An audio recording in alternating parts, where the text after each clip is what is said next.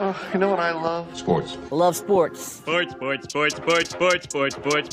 It comes to Texas A&M. Where are you getting this information? Let me tell you. Welcome to TexAgs. TexAgs Live. I feel like I should be listening to the theme song from the Jeffersons. You know, we're moving on up. We will develop men, we will graduate players, and we will win championships on the field. It's a blessing to be in this position, and we're just thankful to be here. We're thankful to have the opportunity to go out there and play in front of the 12 man. He is a guy that has gotten better and better and better. He's just got that dog in him. It's been special. The 12th man this past week was unbelievable. And this is a real program. It's not fake. This is a real place. And if you want to be really good at football, this is a really good place to be. You know, if I'm betting on anybody, it's the Aggies.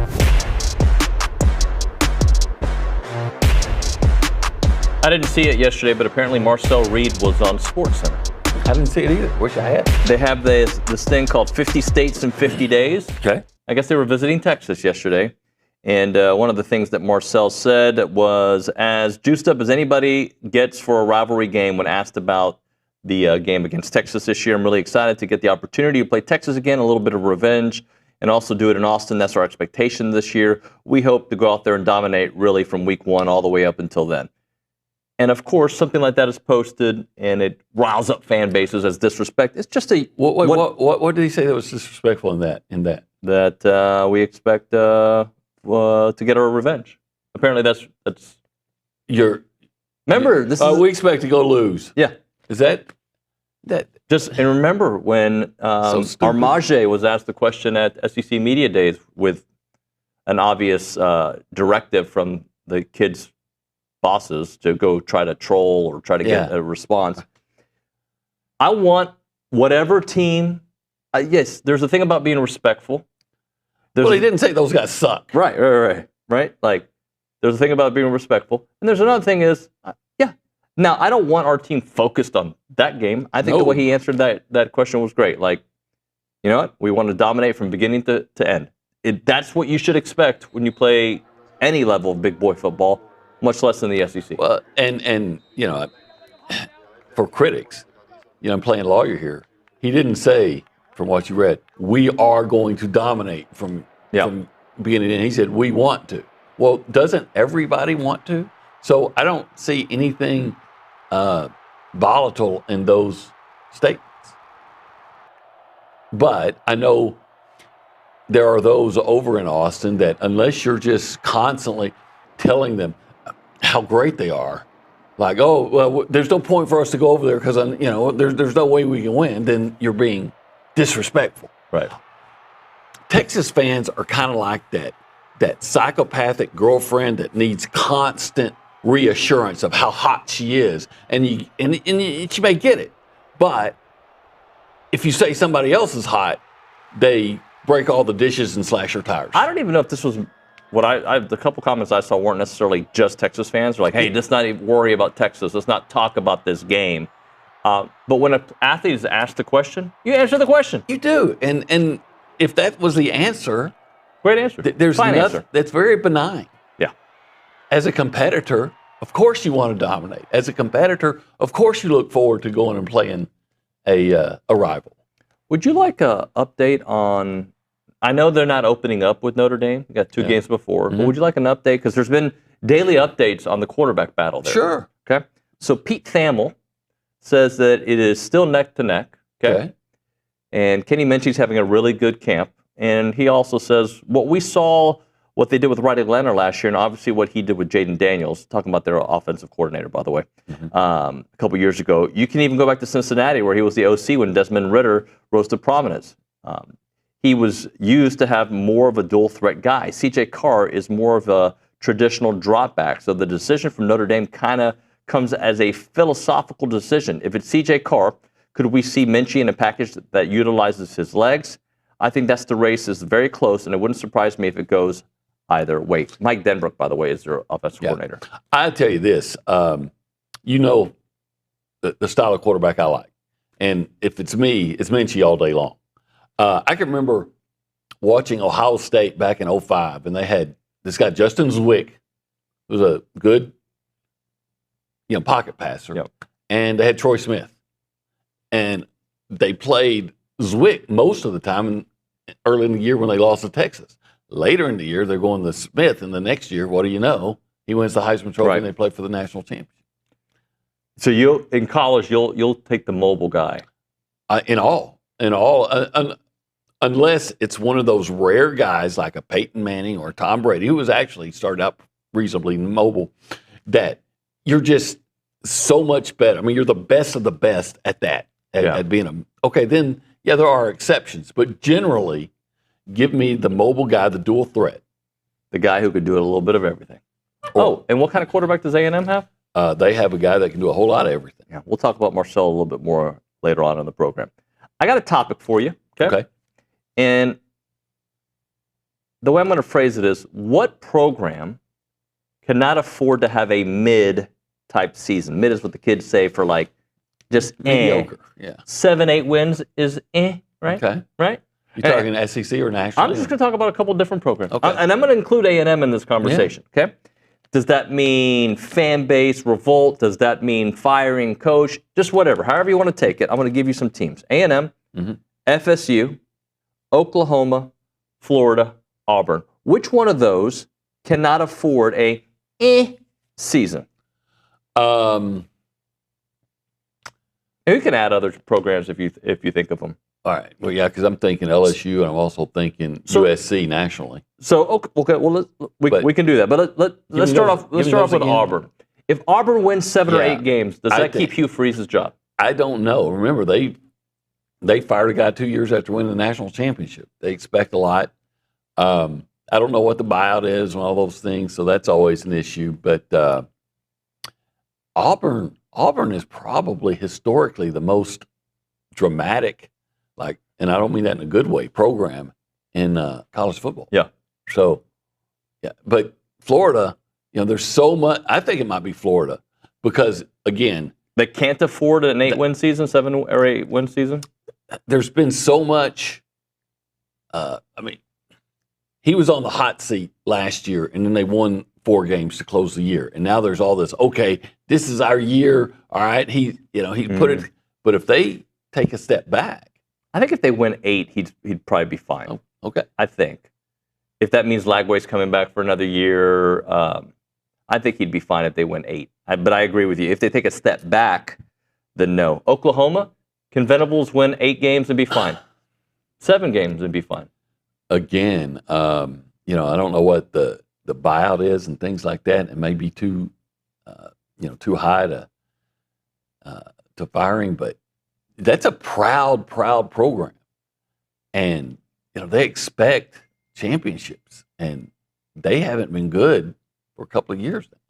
Florida State won 2 games last year. Yeah, if they won 7 or 8 games, does that keep Mike Norvell? Yeah, probably. As long as it's not another disaster, showing some improvement, because he does have the national championship to lean on, and that'll buy you some time unless you're at Auburn or LSU. So that's an A&M, I think, can afford an 8 or 7 win season. That being said, I think the fan base, if you thought they were apathetic this offseason, would be even more apathetic next offseason. Yeah, you got to get out of the 8-4 rut at some time, and you don't want to do it by accomplishing even less.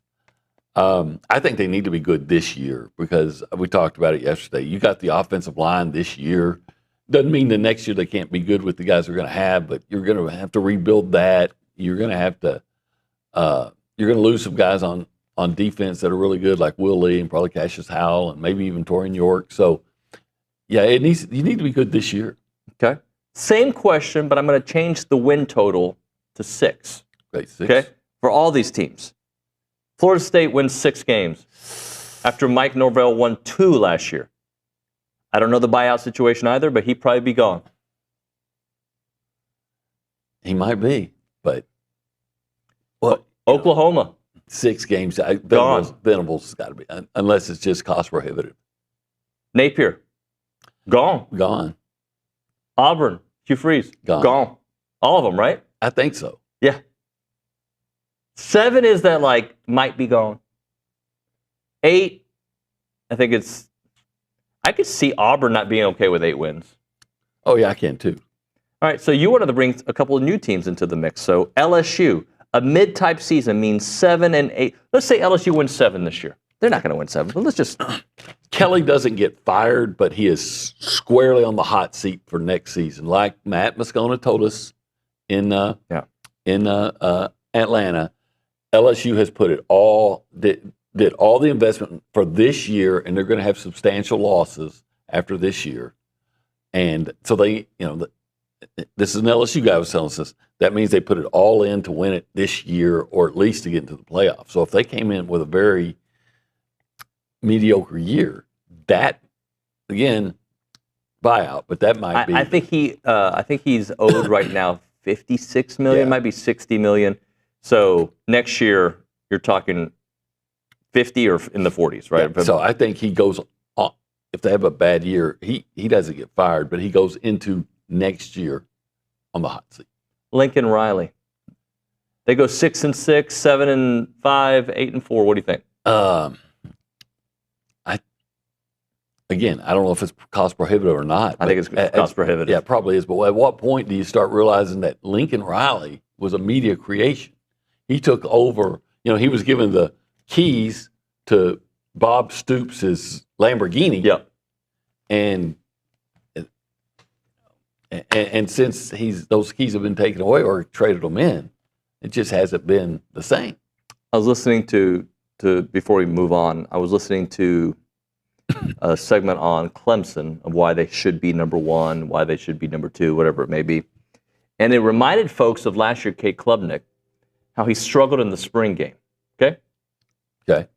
And people were asking for a walk-on to take over at quarterback. And then he struggled against Georgia. A lot of quarterbacks do that. A lot of quarterbacks did do that. And then his season turned around, and he played better than most quarterbacks towards the end of the season. I think the last 4 games he was on fire. And that sometimes the script is not written right after a spring game. There's a lot of growth that can happen. Well, the script should never be written in the spring. Spring games mean nothing. But Cade Klubnik did have a nice turnaround. I think I like the kid a lot, but I think it helps to be in the ACC to make a turnaround. Yep. I don't believe the Heisman hype on Cade Klubnik.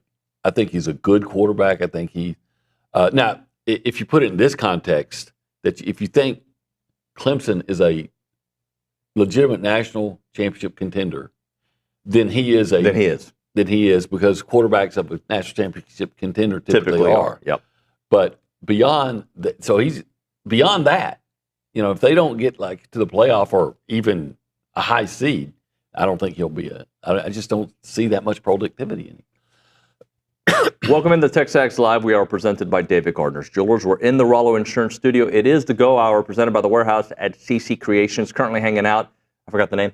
The Holistic Planning Cool Zone. Thank you. Holistic Planning Cool Zone. If you want to be a part of the conversation, you can call us up on the Bubby's Catering and Bartending Hotline. That phone number, 979-693-1150, or you can text that number as well, 979-693-1150. We go around the room, left to right, behind the glasses. Nick Savage. Nick, good morning, sir. Howdy, good morning, y'all. What's up with you? Well, I'm sure y'all saw Johnny Manziel was also on ESPN yesterday. He joined Pat McAfee and had a good quote about Marcel Reed, and I'll throw that up on the screen for y'all. He said he has the ability to shake you out of your shoes and be an unbelievable threat running the football. And having a full offseason of reps will benefit him tremendously. And, it was a great full interview. And, hey, if Johnny has that to say about Marcel, I'm even more bought in now. Has that and good for Johnny, but isn't that what everybody's been saying all off season? Hey, we've seen that he can do things to fake people out. That poor guy from Florida. Yeah, the shoes are still missing. We talk about getting shaked out of your shoes. Yeah. Number 12 from Florida. And then we've been saying all off season, being the number 1 guy and getting all the number 1 reps and the offense around you. And everything. Yes, that's going to be a great benefit to him. All right, we'll talk more Marcel in a moment as we've got a segment at 8:20 dedicated to a quarterback. I'll just say that. Is that a good tease? Yeah. It's not a terrible tease. It tells you exactly what we're going to do. But it's fine. We'll do it. We'll do it anyway. You should say which quarterback, though. That's true. Could be Jacob Zeno. Could be Brady Hart. Could be. Eli Marcos. Yeah. Yeah. Miles O'Neill. Yeah. I think we've gone all the way down the depth chart. Yeah. Let's go to the Angry Elephant News and Social Center. Reese Nygren. Hello, sir. Good morning. How are y'all? Good. I feel like I'm a little sleepy this morning. I got the whole allergy thing going, so it's changing my voice. That's what people say when they have a flu. Go ahead. The Texas A&M soccer team played the Baylor Bears to a 1-1 draw Thursday night. Don't remind me. I know we had a late goal in that one, huh? Yeah. The Aggies struck first in the 4th minute on a goal from Leah Diaz. Baylor tied the match in the 81st minute. That seems like copy and paste of seasons past. That happens a lot to them. Yeah. Late goal. Texas A&M held the 18-16 edge in total shots, with both teams recording 5 shots on goal. And then speaking of Marcel Reed, he was named to the Manning Award preseason watch list. Reed led all SEC quarterbacks in 2024 with 4.7 yards per carry, while his 49.4 rushing yards per game and 7 rushing touchdowns ranked 4th amongst SEC signal callers. The Manning Award is the only quarterback award that includes candidates' bowl performances in its balloting. Finalists will be selected prior to the postseason, and the winner will be announced following the college football playoff national Can you do some research? I saw a headline. I was like, this can't be true, that Arch wasn't on that list. I saw that headline too, but I will, at the break, I just find that I find that strange. He's on every other list. Yeah. It's returners only, so that's why he's not on that list. It's returning quarterbacks only. Okay, returning as in you've played last year as the starter. Because he is returning, and he played last year. But I think I saw somewhere that during the season, they can add candidates to the watch list. Yeah. Okay, so this seems like a weird thing. Okay. So during the season, maybe he will be on all the lists. Yes. Yeah. At some point in the season. All right, let's hit a break here. And when we come back, 25 and 25. 25 and 25. Okay, let's talk food. Let's do. All right. You got a choice for lunch. Yeah. All right, and I'm telling you. Do I have a choice what day? It's got to be a Thursday, a Friday, or a Saturday. Okay. Okay. And I'm telling you, you've got to think like, what's the word I'm thinking here? Stone Age, carnivore. Just primal. Primal, yeah. You just want to tear into the flesh of some deceased animal. Yeah. And I want that animal to be Liver King style, but not liver. A cow or a pig or a turkey. And then I want it to be perfectly smoked like Texas barbecue. And it's got to be 1775 where you get that succulent brisket from that cow. Yeah, you do. You get those pork ribs, that jalapeno cheese sausage from the pig, and that turkey from the turkey. From the turkey. Yeah. That's meat too, right? I want to gobble it up. Yeah. Where is it? 1775. No, but where is it? Well, it's 1775. You're heading toward Snook, that direction, but you don't have to go all the way to Snook. In fact, you don't have to go that far. You just keep looking on the left, a couple miles out of town, and it's right there on the left. But where is it? On the way to Snook. I used to do this bit. College Station. Where I would interview people and ask the same question over and over just to frustrate them. Anyway, 1775. No frustration there. BBQ.com, 979-492-6241. It's 1775. And it's good.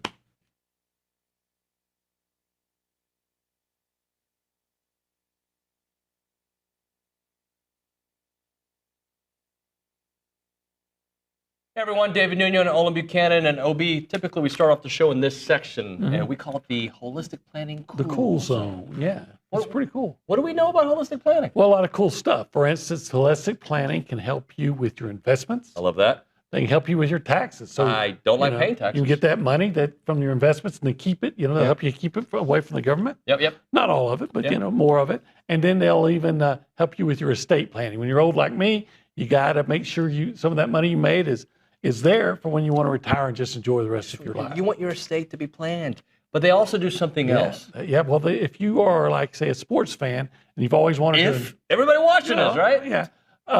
And you want to always dream of being an owner, well, in a certain way you can, because they will broker the deal for you to invest in pro sports. Yeah, what you need to do is check out investinprosports.com. That's where you can get all the information if you want to invest in a team. I don't know what team. He'd probably try to buy the Cowboys.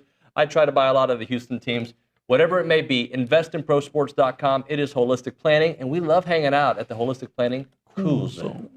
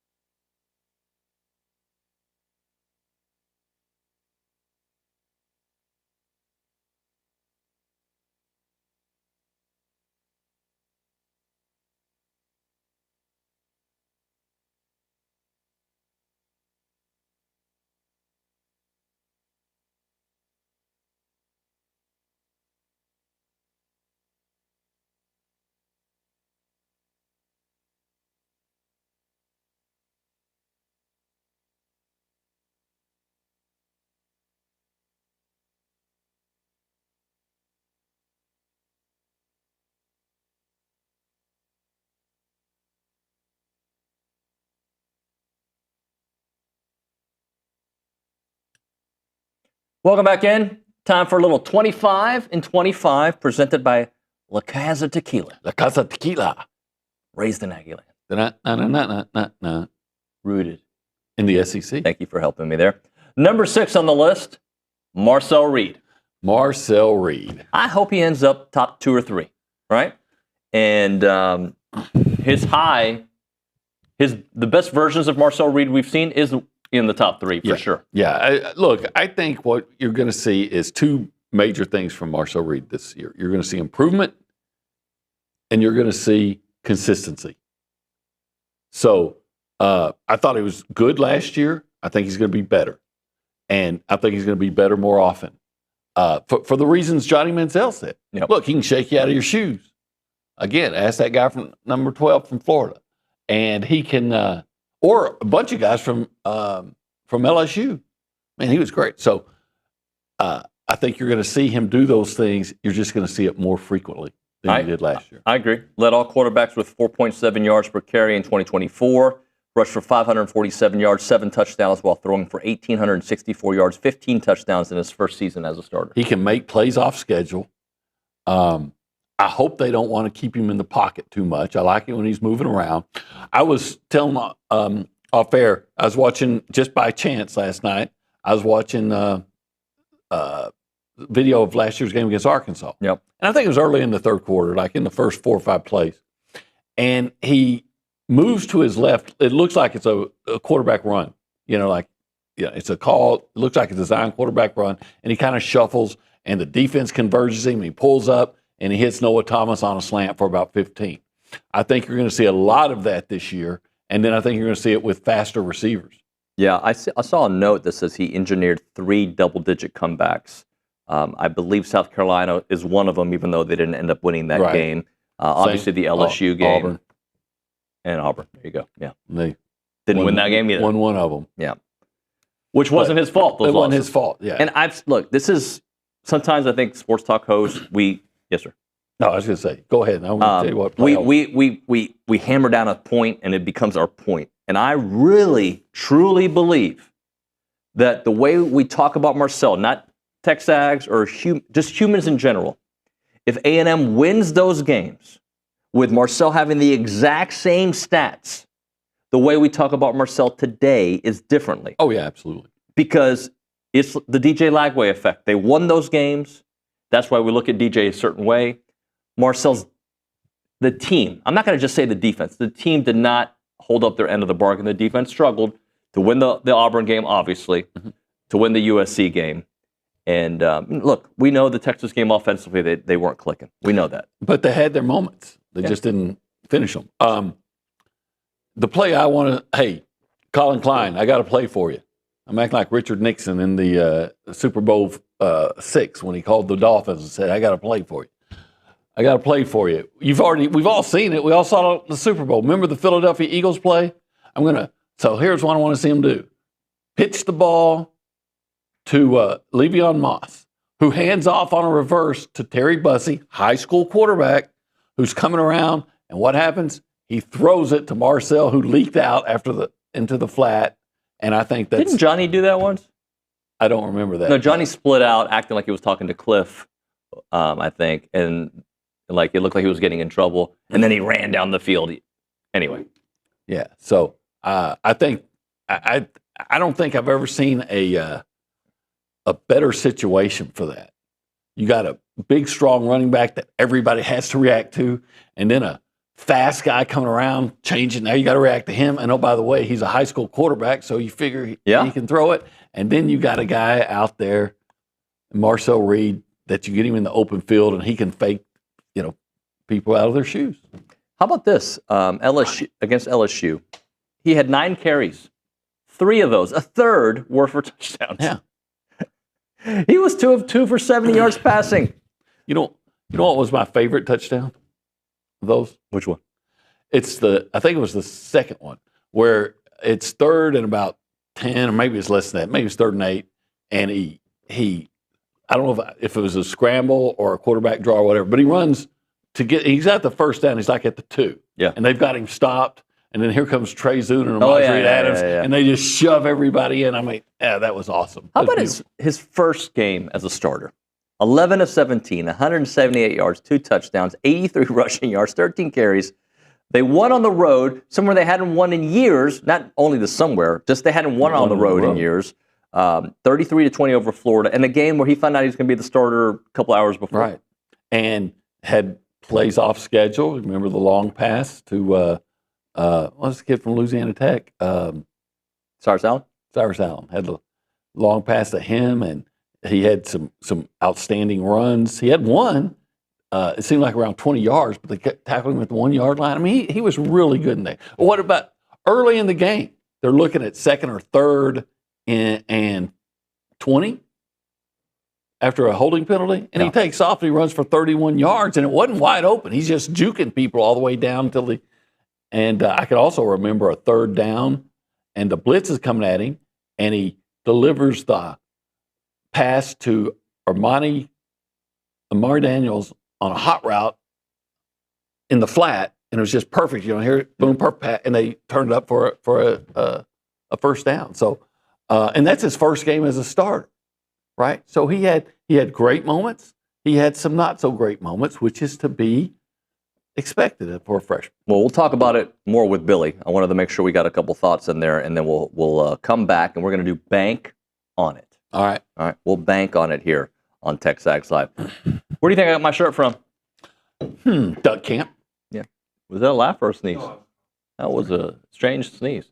Anyway, yeah, duck camp is I ordered some stuff. I mean, to me, tell me if I'm right about this. Not only is it nicely fitting, it's not too tight, right? It looks good. It is camo, which sometimes doesn't feel like you can go feels like camo is like you're going to go hunting or you're going to go work out, right? This is kind of not a formal camo, but like I can wear it to work camo. Yeah. Polo camo. You are. I am, believe it or not, yeah. Yeah. So it's a nice looking shirt. Yep. They got, I got a hoodie that's coming in. I was going to wear it today, but I was like, I'll wait for next week for the hoodie. The essential hoodie is great. The lightweight fishing shirt's great. The scout shirts are great. All of them. If you're gearing up for a hunt or you just want to look good at work or go to the gym in style, check out Duck Camp. The website is duckcamp.com. Built for the outdoors, designed for everything else. It is Duck Camp.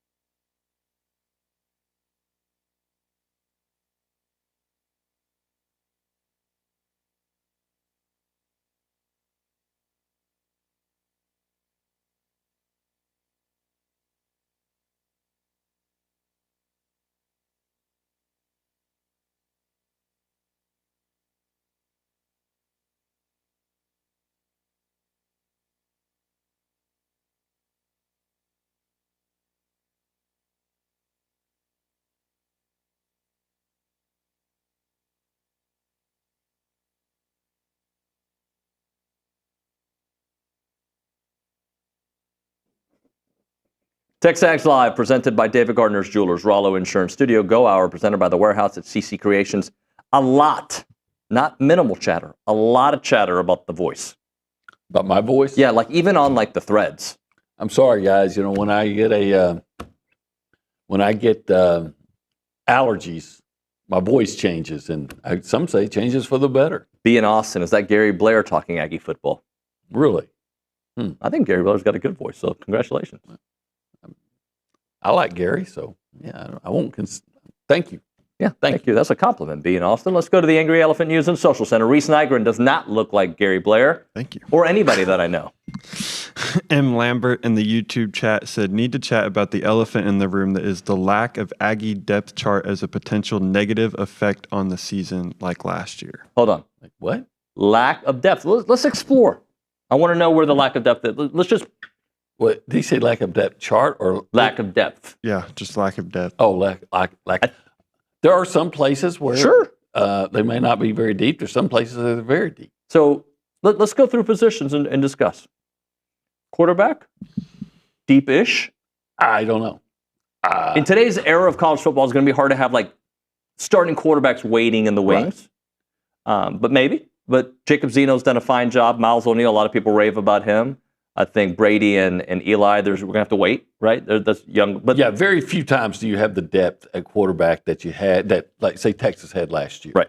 I mean, that's just, to your point, in today's, if you're good and you're a backup, you typically probably leave. Yeah. Right. So okay. Running back, I think pretty deep. Extremely deep. If everybody is as healthy as we think that they are, right? Even if not, by the way, E.J. Smith, the reports are great about him. Omari's been great. The freshman, Tiger, and Morrow, right? So running back, pretty deep. Offensive line? Deep. They got their top 7 guys back. Okay, to me, that's deep. Let's see, tight end. Seems like a deep room. Yeah, we don't know how good they are. Right. We got an idea of what Theo is. He's okay. Yeah. And might get better. But yeah, there's 5 of them. Defensive line, unproven, but I think deep-ish. Maybe in the interior, because for depth, you're relying not solely, but pretty heavily on true freshmen.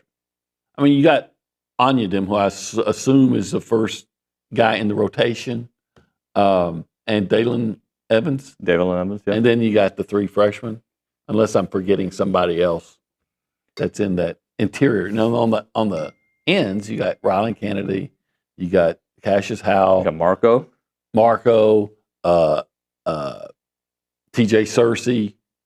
Well, what's that name? Sam Mpenga? The Georgia. Yeah. I have trouble with that. And then Deion Hayes. So you look pretty. And the Hayes may be big enough to shift, both inside and out. I think you're good at linebacker. Okay. You got some youngsters there, but you've got some dudes that you believe in. There's some question at linebacker until you actually see the guys play. But I look at a guy like Jordan Lockhart, and I think, okay, this guy looks like he's going to. And then you got Damian Sanford. So I think you're and Jernigan. I think you're okay depth wise, and I think you're okay depth wise in the secondary too. Well, more than depth, they need to just show that they've got some guys that can play. So look, are they the deepest team in college football? No. Are they pretty deep in multiple positions? Yes. Do I think depth is an issue right now? No, I don't think that's not one of my concerns about this team this year right now.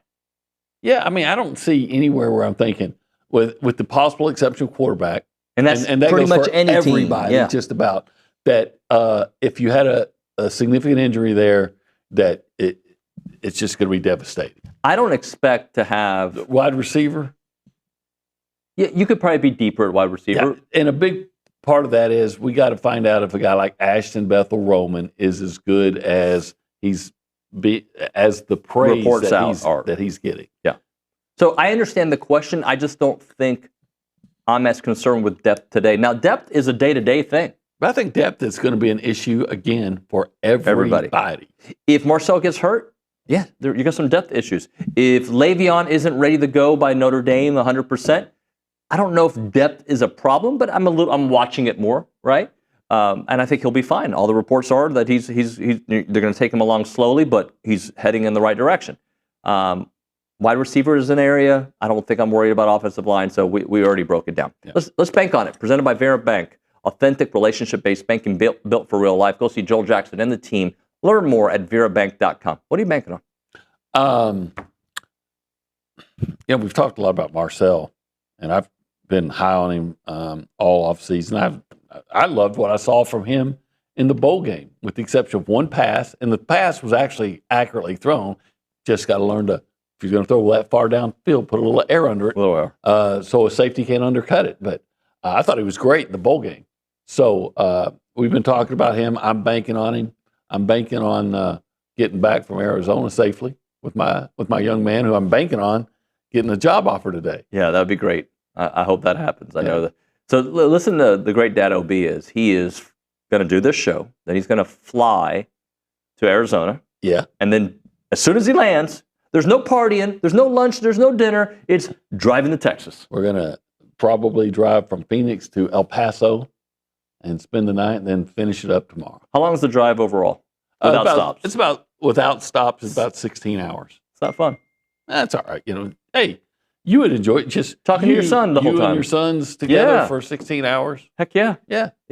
Especially when you get to the point when you're not there yet, obviously, but when you don't see them physically for months at a time. I'm gonna look forward to those. Yeah. I'm gonna go slow.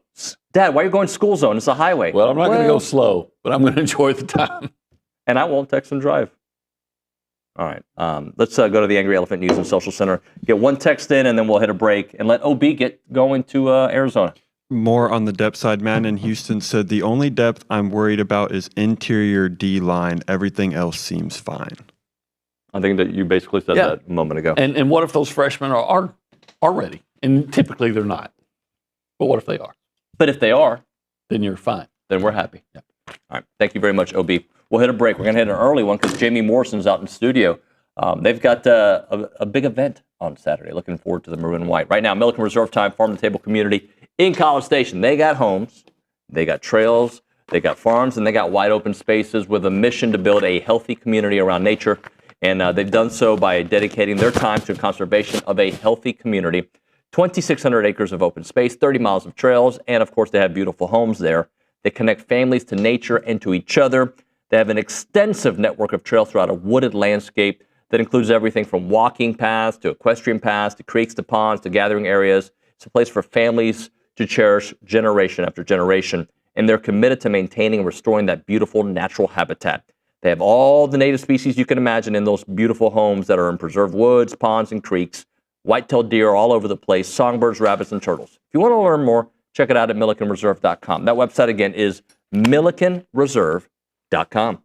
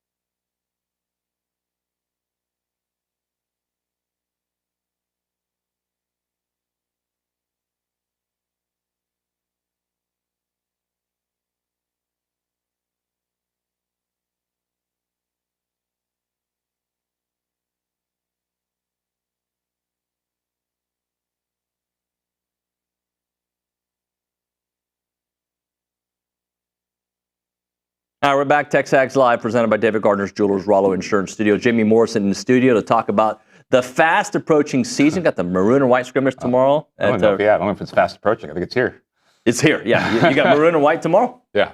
Excited? I'm really excited. And I love where our team's at right now. And I've been saying this over and over again. I've been coaching this game for a really long time. And this is probably the best 3 weeks of practice I've had with the group. And not just the execution, but just the way they're dialed in, the way they're going about their business, the way we're fighting and scrapping in practice against each other. And we get one more chance to kind of do that in a uniform against each other. And then next week we throw on the uniform against somebody else. So when we're breaking down football, we're talking about like once you know the formula, once you know the Elko way, that next year there's so much advancement. What about year 3? Like it's another layer on top of that. Yeah. And I think I said in year 1, I felt like it was like a soft thing of clay that you're doing this. And year 2, you're pushing it. And year 3, it's kind of like everyone comes in and like, here's the way we do things. And then at that point, you get to layer things on top of it. You get to layer different little intricacies of culture on top of it. You get to layer different little layers of volleyball on top of it. So I think we're in a great spot right now where everyone kind of knows the way that we're going to operate. And I think that's starting to spread to the recruits that are coming in that are around our program. They see that and they're like, it's not something they're having to force anymore. It's just a piece of who you are and who we are. Confidence-wise, I know this team is very confident. You're very confident. How does it compare? And I don't want to compare years, but just like the confidence when you go to work. There's a different kind of level of like, I know what's expected, but I also know I can do it. Yeah, I think that's what it is. It's confidence, a process. That we come in and again, there's a little bit of familiarity. We know what practice is going to look like. We know how we're going to be pushed. So I think there's that piece. And then with that just becomes, hey, this is the way that we go about doing business. And that's the thing that wins come from. Confidence is a fickle thing sometimes when it's built on just the fact that I think I'm good. But if I believe in the process that I'm going through and that process is the right one, and this is always hard as a coach. I was literally just having this conversation yesterday. You have this picture of what volleyball should look like, and you're like, man, we're really close to that. And then you're like, well, maybe we're going to put it up against an opponent. And all of a sudden, I'm going to learn something, which is what we have to do. So that's why I'm really looking forward to tomorrow, of putting a uniform on and seeing us against each other and taking some notes and going back. And then we get one more without a W or an L on the columns against Baylor, and then it's go time. How do expectations weigh on players? I mean, if you're process driven, it shouldn't matter, right? You're just doing your thing, but they're human. They're kids. That's one of the hardest pieces of this is, and I think if I were to be like, hey, what are the warning flags and the danger areas? We've never been expected to do something. It's always been kind of, we have a chip on our shoulder and we're trying to, push back against the other expectations that we had maybe in the other direction. And this is probably the first time where we have to go there and maybe shove those to the side. And again, focus on that process. And at some point, we're probably going to have a loss to somebody. Maybe it's going to be somebody that we shouldn't lose to. And how do we respond to that is one of the things that we've been talking about a lot. And do we stay true to the things that we think are important? Or does that kind of shatter our identity in some way, shape, or form? And I think, again, where I say like I'm excited, I really think this group is dialed into the right things. So I know yesterday you spoke about Kendall, and then our staff was there, and they're like, oh, he wasn't lying. Kendall's a different level of beast. Yep. Talk a little bit about that. I said it, I think, in that interview, like pound for pound, I think I'd put her up against any athlete here in terms of her ability to just be an athlete. But I think the thing that I've, enjoyed the most is one, just her as a human being, but just coaching her, she understands like how the entire, what we're coaching fits into the entire thing, and she can apply it in different ways. And it's just the conversations that you're able to have and kind of build on layers. And she's fun to coach. She's a good human being. She's added huge to our culture and our team. And I'm excited, and I think she is, to just show the world what, has been kind of hidden behind the curtain for the last year and a half of her not being able to play volleyball. And then the other thing, I think I was asked a question about her and kind of what she brings is just this level of gratitude that she gets to do this thing that she loves. And it was kind of taken from her for a year and a half. And I think her ability to show that to the world right now is the thing she's looking forward to the most. Can that permeate in a locker room? I think so. Yeah. Gratitude's infectious. Yeah. And if you don't have it, that permeates throughout a locker room. So I think the more people, and this is kind of the way we recruit, is like the people that really exude the core tenets that we want. That's one of them. Like you bring those into your program, and all of a sudden, again, going back to the beginning of this, it's not something I need to press on every single day. It's just who we are as a team. And we're getting to that point. So during your camp, I got to watch you all practice a little bit for the kids camp. And I was amazed at the athleticism, the togetherness that early on in the process. Yeah.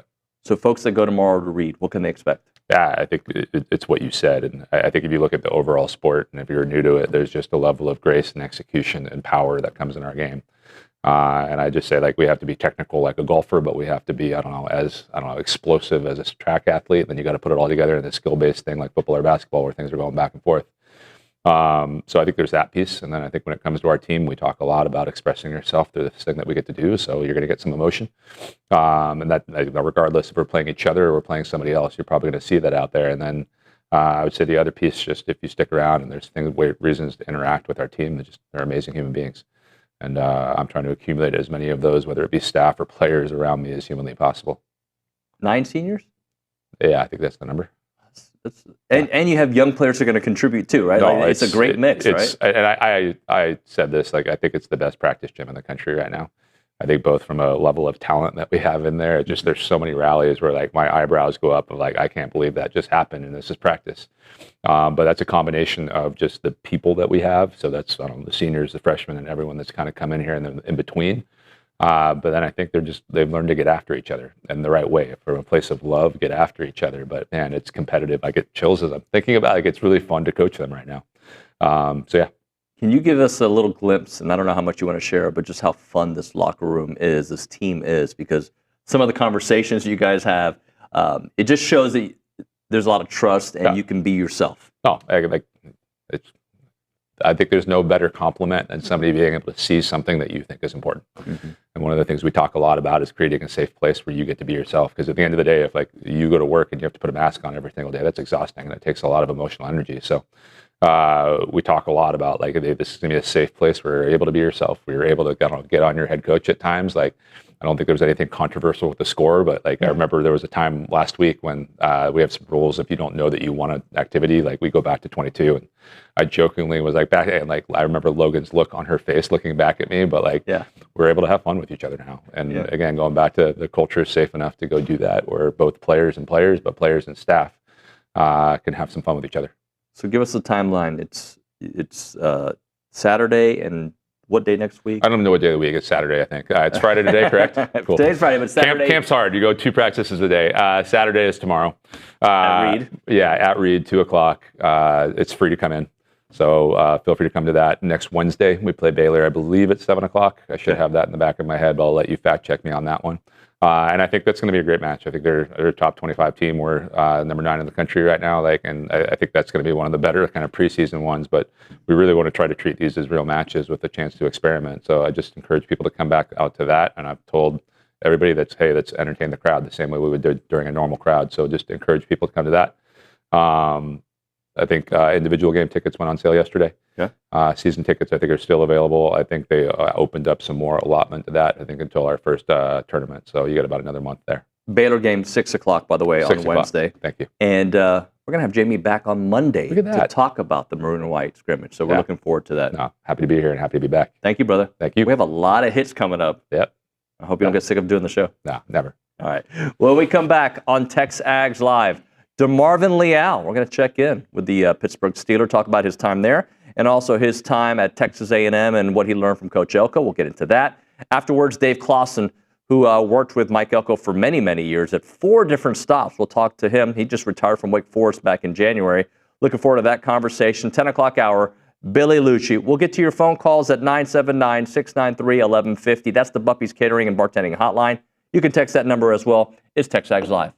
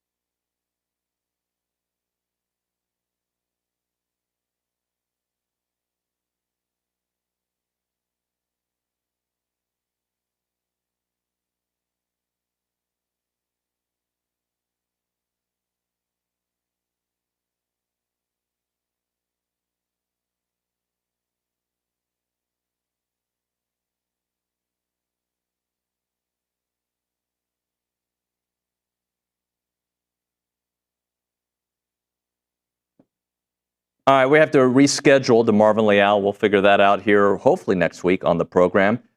We might even play a little interview I did with Randy Bond yesterday here on the show. So we're going to be moving some parts here during the 9 o'clock hour, and then Billy will join us for the 10 o'clock hour as he normally does. It is TexAgs Live. We are presented by David Gardner's Jewelers. We are in the Rollo Insurance Studio. So I got a text earlier in the show.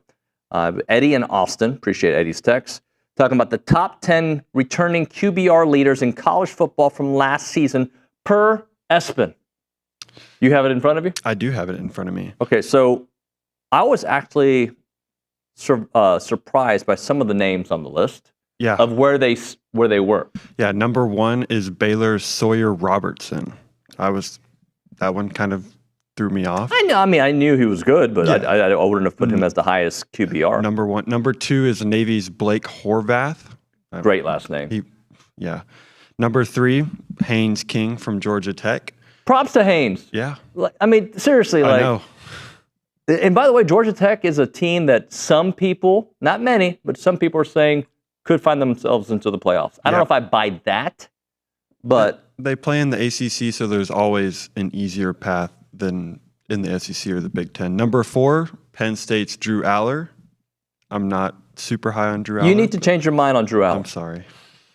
Hey, can he be good enough for a great defense to win and go far? Yes. I don't know about a national championship, but can they made it to the quarterfinals They lost in the semis last year, or am I wrong about that? It might have been the semifinals. Yeah, they lost to Notre Dame, so he's proven that he can take a team. But he can quarterback a team to the semifinals. Number 5, Arizona State's Sam Levitt. I'm buying Sam Levitt. I like Sam Levitt. I like Arizona State. Number 6, Miami's Carson Beck. Okay, I said this on the show the other day, and not because it was a Miami guy. And by the way, I don't root for Miami, for those of you. I just grew up watching them. The U was a cool time, but I was more of an Aggie, even as a kid. That being said, Carson Beck is one of these really, polarizing is probably not the right word, but opinions are all over the place. Because you have those who say, he was terrible. He had all these expectations, could have been a top 5 pick, and had such a bad year that, he decided to move on. You could say some of the offensive weapons around him, like wide receiver, weren't good enough. And Billy and I both talked about somebody that's close to the Miami program that talked to us about how good he looks right now with Miami. And then you hear some reports like, dude, this guy is the truth. He is all over the place. And one of the things that I've heard is that he's not your typical, kind of rah-rah quarterback. Not that that's typical. But he is one that if he's not going to be what they had last year in Cam Ward, right? But if he can be really darn good, Miami might be somebody to mess with. All right, number 7 on the list is somebody we saw at his highest and his lowest. LSU's Garrett Nussmeier comes in at number 7. We'll see what's in store for Nuss here in the 25-26 season. Number 8, Clemson's Cade Klubnik. Clemson is, many people have them in the top 3 for their polls. Well, as I mentioned to OB earlier in the show, that some people think he is a bona fide Heisman candidate. Bona fide, right? And if they are a 10-2, 11-1 type team, he'll be in New York. Yeah. They got much better wide receivers.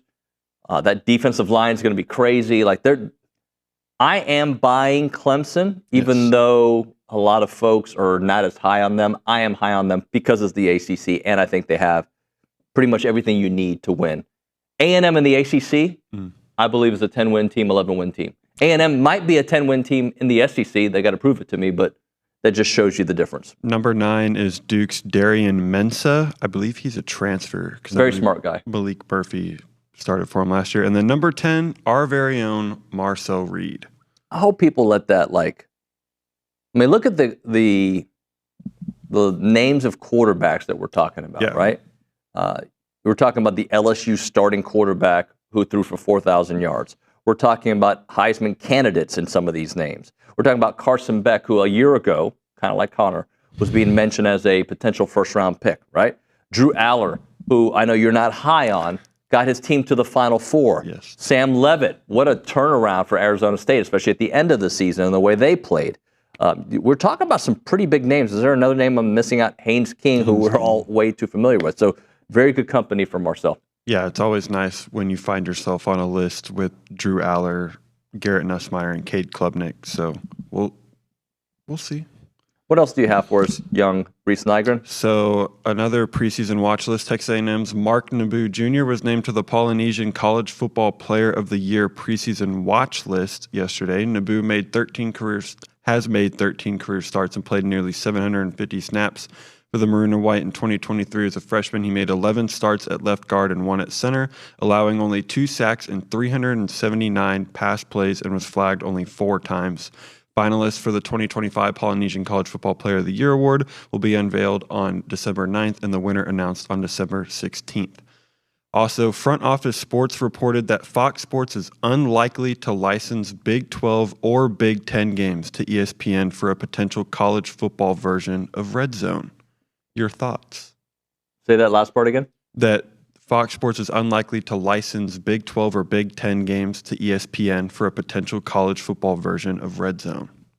That would be so far away anyway that who knows what college football is going to look like, the breakaways and whatnot. So I think that's not a smart idea. No. This is why I don't think it's a smart idea. If you're watching that show and you're like, bro, I can watch this game live. I don't need to watch this. I can go straight to it. I think it helps your ratings because a lot of those games I wouldn't be interested in unless I was watching the Red Zone channel. Yeah. Right? Like, I love Red Zone when I'm just trying to get a little bit of everything, but I wouldn't be, let's say, I don't know, the Bengals and Dolphins are playing, and I'm not interested in the game very much. And then I see they're, going in the third quarter, and there's this big play by Tua. I'm like, you know what? I'm going to just turn the channel and watch this game now. So, yeah. We'll see if that changes. Again, like you said, we are a few years away from that. You were telling me, is it the Cover 3 podcast, that the projections were all over the place for A&M, right? Yeah. Most of the guys were high on A&M, but Elliott was not. Yeah. Is Brad Crawford on that show? He was not on the graphic that they made. Okay. Because he's got his bowl projections. Okay. And I want to go through this with you all. And let me tell you, he's wrong. I think I saw them, and I disagreed with it, too. I'm going to tell you what he has as the college football playoffs, okay? He's got the January 1st Sugar Bowl, Texas versus the 8-9 winner. He's got Rose Bowl, Penn State versus the 7-10 winner. He's got Clemson versus the 6-11 winner and Ohio State. So those are going to be your top 4 seeds, right? And then he's got the actual games that will happen. Notre Dame versus Ohio State. Texas Tech versus Miami. Alabama versus Boise State. Georgia versus Oregon. I'll get to A&M in a moment because they're obviously not here, right? But so that means the winner of Georgia or Oregon would take on Penn State. The winner of Alabama or Boise State would take on Clemson. And Texas Tech versus Miami, the winner would take on Texas. Notre Dame, LSU would take on Ohio State. But then we go to the bowls.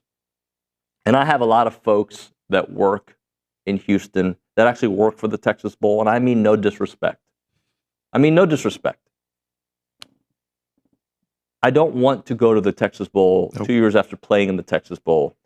Also, to me, the Texas Bowl represents typically a season that did not go as highly as expected. If you change the tiering and say the Texas Bowl is one of the top tiers, maybe it is, consider that. I just don't look at it that way. I don't see that as a gift right now after just playing there 2 years ago. But he's got Texas A&M taking on TCU in the Texas Bowl. The last time A&M played in the Texas Bowl, they were a 7-5 team. Doesn't necessarily mean that record reflects who plays in there. Yeah. But I'm thinking if A&M is not a playoff team, they better be in that next tier, the bowl in Tampa. What is it, the Mayo Bowl? What's the one in Tampa? That's not Mayo Bowl, it's not Tampa. I'm trying to think which one it is. There's one in Tampa that's like a lower tier. Not the Gasparilla Bowl. Okay, but I was like, there is one in Tampa. Not that one. No, but basically, what I would want to see is, so would we want to see them in the Liberty Bowl? Probably not. No. Las Vegas Bowl, I'll pass. We already did that. Yeah. Let's see. Orlando, you've got the Citrus Bowl. Sorry, the Citrus Bowl is the Orlando one. No, the ReliaQuest one is in Tampa. Okay, so one of those, a Florida Bowl typically would be the next step to me, if not the playoffs, if you just played in the Texas Bowl. Yeah, I think the tiers of bowls kind of changed when they expanded the playoffs and they took the New Year's Six bowls with them. It's like, okay, like what is that next year? Last year's Texas Bowl was LSU versus Baylor. So not horrible, but like you said, LSU was a team that expected way more than the Texas Bowl and found themselves playing the Baylor Bears in Houston. So I'm hoping, I think every Aggie fan agrees with me. We are hoping for more than seeing TCU in Houston in late December. Let's check in with Nick Savage. Nick, I know you got a few of our interviews collected for us. Do we have the Randy Bond interview? Of course we do. All right. Let's listen to my chit chat with Randy Bond, who came by studio. And I'm going to tell you, what a smart young man. Like I knew he was smart, but talking to him, you'll feel it. Here's my Texas Aggies United interview with Randy Bond. All right, another Texas Aggies United interview here on TexAgs.com. Randy Bond is with us. What's up, Randy? I'm doing good. How are you? I'm good. So I'm preparing for this interview, and not only do I feel old because I'm old, but this is your 5th year. Like, where did time go? I don't know. It's my 6th year of college, so I don't know where it went either. I'm just kind of 6th year of college. Holy smokes! I definitely feel. I know I'm not actually old, but I definitely feel old in that locker room with some of the freshmen and stuff coming in. So who is the oldest guy on the roster? Could it be you? I think it's actually Jacob Zeno. Okay. I think he's a year older because I think he played for Baylor in 2019. Yeah, so I feel like I think he's the oldest. I think he is, but I know I'm close. Yeah, it's interesting that he was in the office just a little while ago, and both of the older players. Do you feel being an older player, just from a wisdom perspective, from a fall camp perspective, like you get it, like you've been here, you've done that?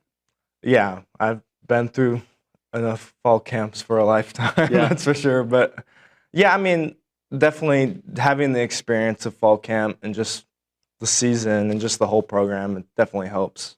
It's always nice to, you're going to get through it, so it's okay. So what is different this year than last year? And I know it was obviously last year was different from the Jimbo era, but like I've heard others say, like, now that you have done it the Coach Elko way, you kind of understand it, and now you can apply it and even get better. Yeah, I mean, I'd say it's kind of just like, it's like having more experience. Like, we're not, I mean, not that I learned the offense or defense, but I know that they don't have to relearn a whole thing like they did last year. Mm-hmm. They're kind of building on top of it. Special teams wise, like, I mean, our schemes and stuff, we're just building on top of. We don't have to go learn a whole new thing. So it's definitely nice to have some consistency. Of course, it was a little different last year with the whole coaching change and everything, a bunch of stuff changing. But yeah, I think it's more of this year we're building on top of instead of building something new. Talk about the locker room, like the vibe in this locker room and how the guys are, and what the expectations are. I mean, the locker room, I think there's a great energy, a lot of camaraderie. Like, I think everyone likes each other, mm-hmm. which is a good thing that I guess doesn't always happen. But I think we're definitely building a team. I think there's more team chemistry, I would say, just both on and off the field. But yeah, I don't know. I think expectations for the season, I mean, Coach Elko keeps telling us, I mean, like, we could go all the way if we do what we need to do. But we can't necessarily focus on that, but focus on getting better every single day and doing as much as we can every single day. And by doing that, that'll get us where we want to go. What do you hear before a big kick? Like, do you hear things? Are you like, kind of take me? I'm curious how you like get ready for these crucial moments.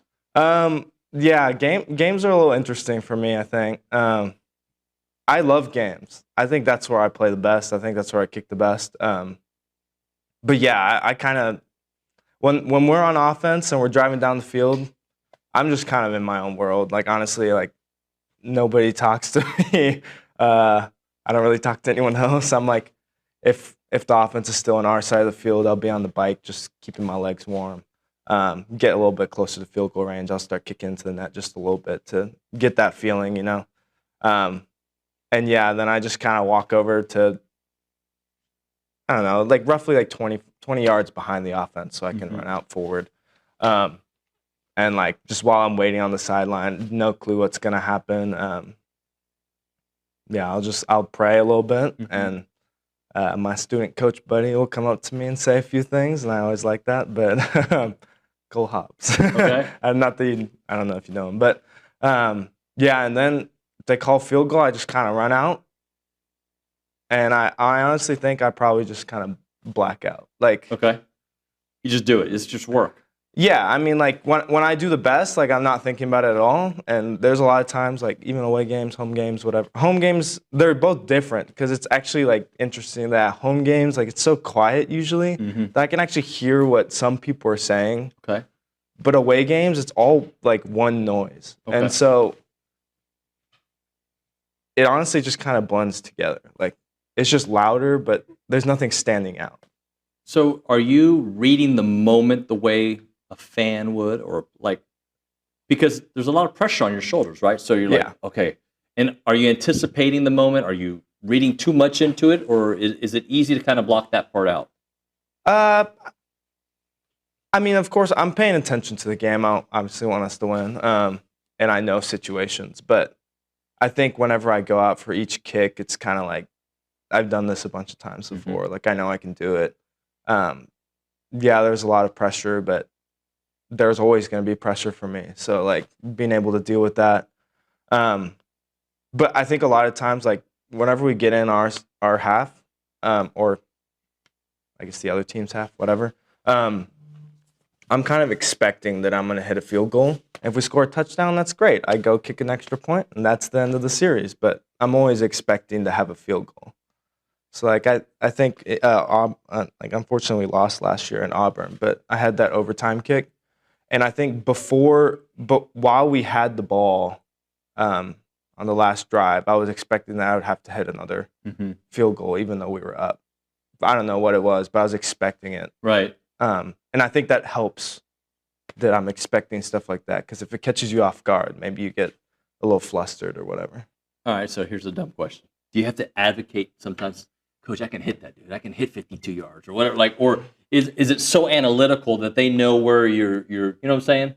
Yeah, I mean, it's interesting because I think Coach Fisher and Coach Elko have slightly different philosophies. I think Coach Elko has a lot more like analytic stuff. And so there's a lot of times where it'll be like, I don't know, 4th and 2, and it's like a 50-yard field goal, let's say. But like he wants to go for it, and so we just go for it. Like, well, I'm totally fine. It's the head coach's decision. I don't really, I'm like, whatever helps us win. I guess the data and percentages all make that. But yeah, I'm always ready for those situations. But yeah, I'd say advocating wise, like I don't do a lot during the game. I just, if they send me out, they send me out. Right. When did you want to be a kicker? How did that whole thing transpire? It's kind of interesting because growing up, I never really cared about kicking, I guess. I mean, I did kick in like middle school and high school a little bit. But initially, after my sophomore year of high school, I quit football. Okay. I just wanted to go the soccer route. It was kind of not really until after my mom convinced me to play football again for my senior season. And after that season, that's when I was like, oh, maybe I want to kick. And of course, that's like extremely late. Yeah. Like I'm pretty much a college student already. Yeah. And so from there, I kind of just, I don't know. I just kept working on my own, and I was hoping that maybe I'd get a chance to try out. I honestly had no clue. That's an amazing story. You're a senior, and you're like, all right, I'm gonna try again. And then a couple years later, you're kicking for A&M. Yeah, I mean, yeah, it's really crazy. I remember telling my dad, I think, I don't know, it was like right before COVID hit. And I was like, I want to be a kicker at A&M, because I was coming here for school anyway. Right. And I asked my dad, I was like, what do you think the chances are? He's like, I don't know. He's like, I have no clue what it takes to do that. And so I just kept working. I was just hoping for a chance. I met Seth Small outside of a camp one time, and he helped me a little bit before I tried out, and that was great. I just got my opportunity. I was like, I mean, nothing bad can happen from me trying out. So, all right, let's pretend like you could talk to that version of you, right? That senior, that freshman in college, and like, I want to play at A&M for a long time. I'm going to kick a lot of big-time field goals. Like, and what do you think you would have said? What do you think your family would have said? It's kind of funny because when I was a freshman and just a regular student, I remember walking by Kyle Field on the way to the MSC for something. I was like, I'm going to play there one day. But I don't know if I actually believed that or not. I just told myself that. I think at that point, I don't know. I probably wouldn't have believed myself if I were telling myself that, especially for me to play as many years as I have. Like, I honestly would have expected maybe a year at most. If I work hard, maybe towards the end of my career, I can get a year in. Definitely not as many as I've played. Yeah, that's pretty surreal, I would say. All right, so my audience, I apologize. I got to ask. You mentioned a magic word for me, soccer. So, what club did you play for, and who do you support?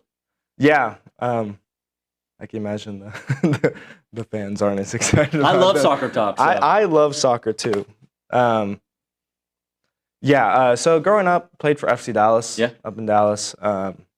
Played. I think I was in like first grade when I joined, and I played all the way up until I graduated high school. I like to think I was at a high level. Maybe some other people wouldn't say otherwise, but I think I was pretty high-ish good. Level. Yeah, I mean, I was like a step below the academy levels. Yeah. So it was pretty good. And then I'd say my favorite professional team is Chelsea right now. Chelsea, okay. Yeah. Yeah. Do you get to, I guess you're probably not because you're practicing and playing, but do you get to watch the Aggie women's soccer team?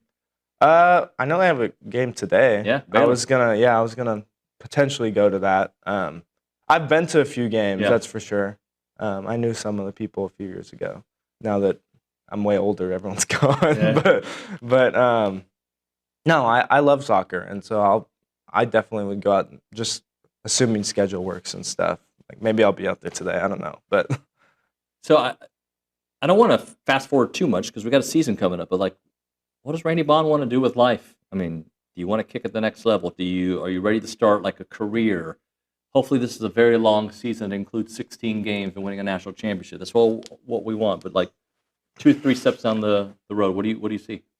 I mean, first off, I would love to finish this year strong. Love to do something that A&M hasn't done in a long time. Take those next steps that I know we can take. I'd say next year, definitely would love to go to the NFL, given the opportunity. I feel like, I put myself in this position. I feel like it'd be almost like a waste of an opportunity if I didn't at least try, right? Would love to do that. If not, I feel like my major is a pretty good backup in aerospace engineering. if that doesn't work out, I'll go work for, I don't know, Lockheed Martin, NASA, something like that. Something like that. All right. For the rest of that interview, go to TexAgs.com and check it out. Really fun to talk to Randy. We'll hit a break here. We'll come back, short segment. Fall weddings is apparently a commentary. I'll chime in on that because I did have a fall wedding, but I have my reasons, folks. And then we'll hear from Dave Clawson on working with Mike Elko for 12 years. That'll be coming up here in a moment. Right now, farming and families think differently. And you're not just working for today, you're building for generations to come.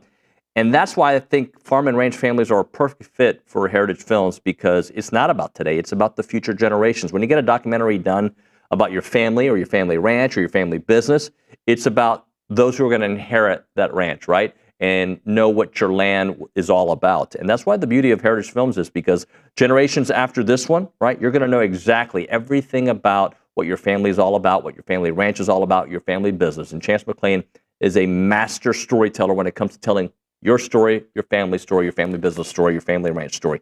2-hour documentary is done at the highest form. Visit the website, yourheritagefilm.com. Yourheritagefilm.com, and click on the farm and ranch section of the website or call them up, 713-893-8341. It's Heritage Films.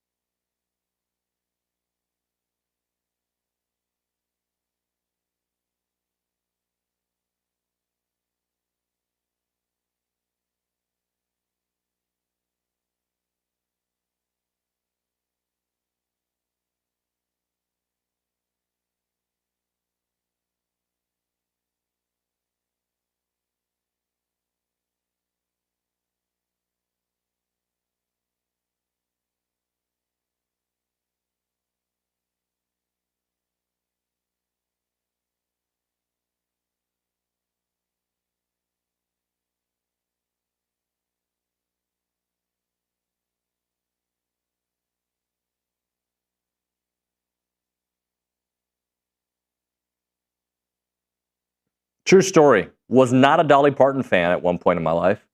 Super fan of her. She's a brilliant mind. Yeah. Right? Like artist, everything. All right, it's TexAgs Live. Not that that has anything to do with TexAgs. We're here presented by David Gardner's Jewelers, Raleigh Insurance Studio. Wesley Oatman on the page, who I think is a fine young man. He might. Okay. Wesley, I don't know if he's a young man, but Wesley is a nice person on the chat. He says there's no excuse for people getting married during fall weekends. I think you're wrong. No excuse?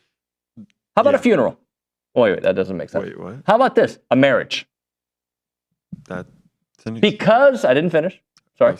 I made it sound dramatic for a purpose. I got married on September 6th, 2003. Fall wedding. Mm-hmm. Weekend of football. I don't remember who A&M was playing that weekend. I don't remember. I should. And you say, why, David, if you're such an Aggie? Why would you? How dare you? Well, at the time, I worked in the NBA. Okay? And because I worked in the NBA, I worked for the Dallas Mavericks. The times we could take off were not as, it's kind of like here. Like there's certain windows I can take off. So you're saying, well, there's nobody playing in July. Well, yes, correct. But the windows we could fit it in and pricing and all that forced us to do it in September. So like in 2003, I'm probably getting these seasons incorrect, but the Mavs had a chance. The year prior to that, I think they went to the Western Conference Finals and lost to the San Antonio Spurs. Steve Kerr hit like 6 3-pointers in the fourth quarter, something like that. It's a bad memory. But they could go deep, and then when you work for a team that has a chance to go deep, there's a lot of celebrations being played. So we opted for September, right before training camp started. Not the best choice, but you said there's no excuse. Well, that was our excuse. It was we had this little 6-week window where we could fit it in. I would agree. It sucks for the groomsmen, right? It sucks for a lot of the bridesmaids, but that's what we had to do. So excuse, there can be an excuse, not optimal. And I think part of it has to do with the couple getting married. Like, because I think the people online that are upset about it are the people that are getting invited to these weddings during football season. But I'm like, if the couple isn't into football, it's kind of hard for them to plan. There's no such thing. There are some people out there who aren't into college football. But the people on the chat speaking about their life is about football. Those people, for them, it is, then they are How many friends do you have that don't care about football? Very few. I don't associate myself with people who don't like football. Losers? I wouldn't call them losers, but I would. They're missing out. Yeah, I have a lot of loser friends. All right, we'll hit a break. Oh, thank you, Wesley. I appreciate the compliment on the Duck Camp shirt. We're going to hit a break here. I know it was super short, but when we come back, and Alamo Aggie, the 2003 Western Conference Finals is one of my favorite memories. I bet it was. Not one of mine. Not. In fact, I might have cried as an adult. We'll hit a break. When we come back, Dave Clawson. He'll be on Zoom. We'll chit-chat with him about his relationship with Mike Elko. 4 stops, 12 years, a dear friendship, and a great mentor to Coach Mike Elko. We'll talk about that and how brilliant Elko is. Right now, if you're looking for a reason to move back to Aggieland, or you are already in Aggieland and you need a great opportunity, check out the Association of Former Students that like to hire Aggies, right? They love to hire Aggies, especially if you're trying to live here, and they sometimes have openings in many, many different departments: fundraising, communications, sales, you name it. They have so many different ones, marketing as well, and they play a part in every Aggie story from Howdy to here. Don't miss opportunities to help out the association with Howdy Socials, Aggie Reading Day, class reunions, and Aggie Muster, and everything in between.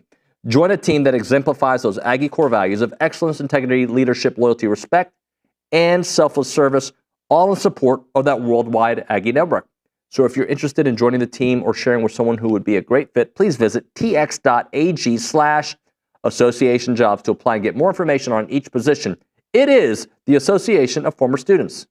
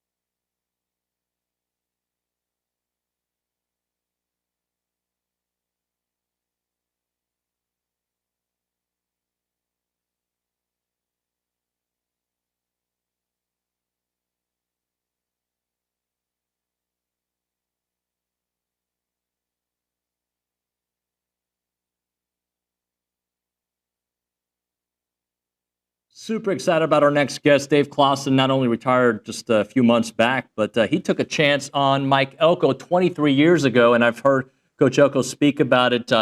He said he didn't know X's from O's, and we're going to talk all about it with Dave Clawson here on the Buppy's Catering and Bartending Hotline. Mr. Clawson, how are you, sir? I'm doing well. How are you doing? Doing great. So I want to go back to 2002. So I was doing research for this interview. I didn't realize that you worked with Coach Elko for 12 years. So let's go back to 2002 when you decided to hire him at Fordham. What did you see in the 23-year-old man at that point and the guy he's become? Well, it was my first head job at Fordham University, and we had finally had our first winning season. And then my defensive coordinator, Dave Cohen, left to go to the University of Delaware. So I was initially looking for a coordinator, and I had interviewed guys that had 10, 15, 20 years of coaching experience. And I kind of interviewed Mike. Mike had worked with Dave's younger brother at the Merchant Marine Academy. And Mike came over for the interview, and quite honestly, he was more knowledgeable, had a better presence than guys that had coached for 10 and 15 years longer than him. And so because of how impressive Mike was, I decided to promote from within. And I just felt Mike was too good of a coach to pass up on. And that certainly over the years has proven correct. It's interesting. When I talk to folks that know Mike, they always talk about how smart he is, right? But he's also a ball coach. And I think that's not common, right? You're either smart and you're okay at football. It's not common to be super smart and also just a football guy. Well, I think in any profession, the people who are elite at it have many skill sets. So, to say that, a good football coach isn't bright or smart, I would never say that as someone who coached for 36 years. But I would say Mike is on the high end of both of those skill sets. Extremely intelligent, very instinctive. Mike has the ability to see what's around the corner. He understands that whatever this decision makes, these are going to be the ramifications of it, whether it's positive or negative. And you combine that with his personality, his work ethic, his ability to relate to people. And that's why Mike is one of the elite coaches in the country. He was one of the best defensive coordinators in the country for many years. And again, I think he's one of the very best football coaches in college football today. Coach, was there a point where you're like, okay, this guy is going to keep rising? Was there a moment where you maybe saw his work over time and like, yeah, it's going to be hard to keep this guy around? Well, I hired him 4 times. So, part of it was when Mike was with me, I was a younger head coach climbing the ranks. And I think one of the reasons Mike stayed with me is he saw it as a way of progressing through the profession together. And so any head job I got, Mike was part of my Fordham staff. I took him immediately to Richmond with me and made him the special teams coordinator and recruiting coordinator. And then when I got to Bowling Green, I hired him as my defensive coordinator. And Mike was very instrumental in building our MAC championship program there. And then I certainly, a half hour after I got the Wake Forest job, I offered him the defensive coordinator's job there. So, I've hired him 4 times, gave him many promotions and as many raises as I possibly could to try to hold on to him. I've heard him talk about you many, many times at his introductory press conference. Can you just take me through the relationship throughout the years from boss to friend? Yeah, again, Mike is somebody that I just always had a lot of respect for. Even when he was a 23-year-old coach, I knew he was bright. I would have side conversations with him all the time about, not just how the linebackers were playing or the defense was playing, but his thoughts on what we were doing program-wise, whether it be in the weight room, discipline, practice. Mike always had the ability to see the big picture. And he was so good at his job and his ability to focus in on the defense without ever losing perspective on what was best for the whole program. And so, when he got to Duke, it was a little hard because we were rivals. And so we probably didn't talk as much then. But when the Texas A&M job opened, I actually called the AD and I said, please hire him and get him out of our league. And I've gotten to know R.C. Slocum a little bit over the years as well. And I just, I told R.C. that if you hire him, he'll be a great fit. And I think you guys will be very happy with him. So it's been easier to have a close relationship with him again, now that we're not competing against each other. What to you makes a really good defensive coach? You've coached against them. You've had them on your staff. Like, what makes a coach a really good defensive mind? I mean, I can give you all the cliches. He's good at teaching the fundamentals. He's well prepared. What made Mike unique is his ability to anticipate how we were going to be attacked. I mean, there were times in practice that we would not practice against an opponent's number one play. And let's say that number one play was counter. And I'd say, Mike, why do I not see counter on the scripts? He said, well, they're not going to run it against us. Mike, it's their number one play. Yeah, Dave, but it's their number one play because they've played 3 teams that are an over front, that are single high. We're an under front. We're too high. With the way we invert the safety, we will not see that football play once.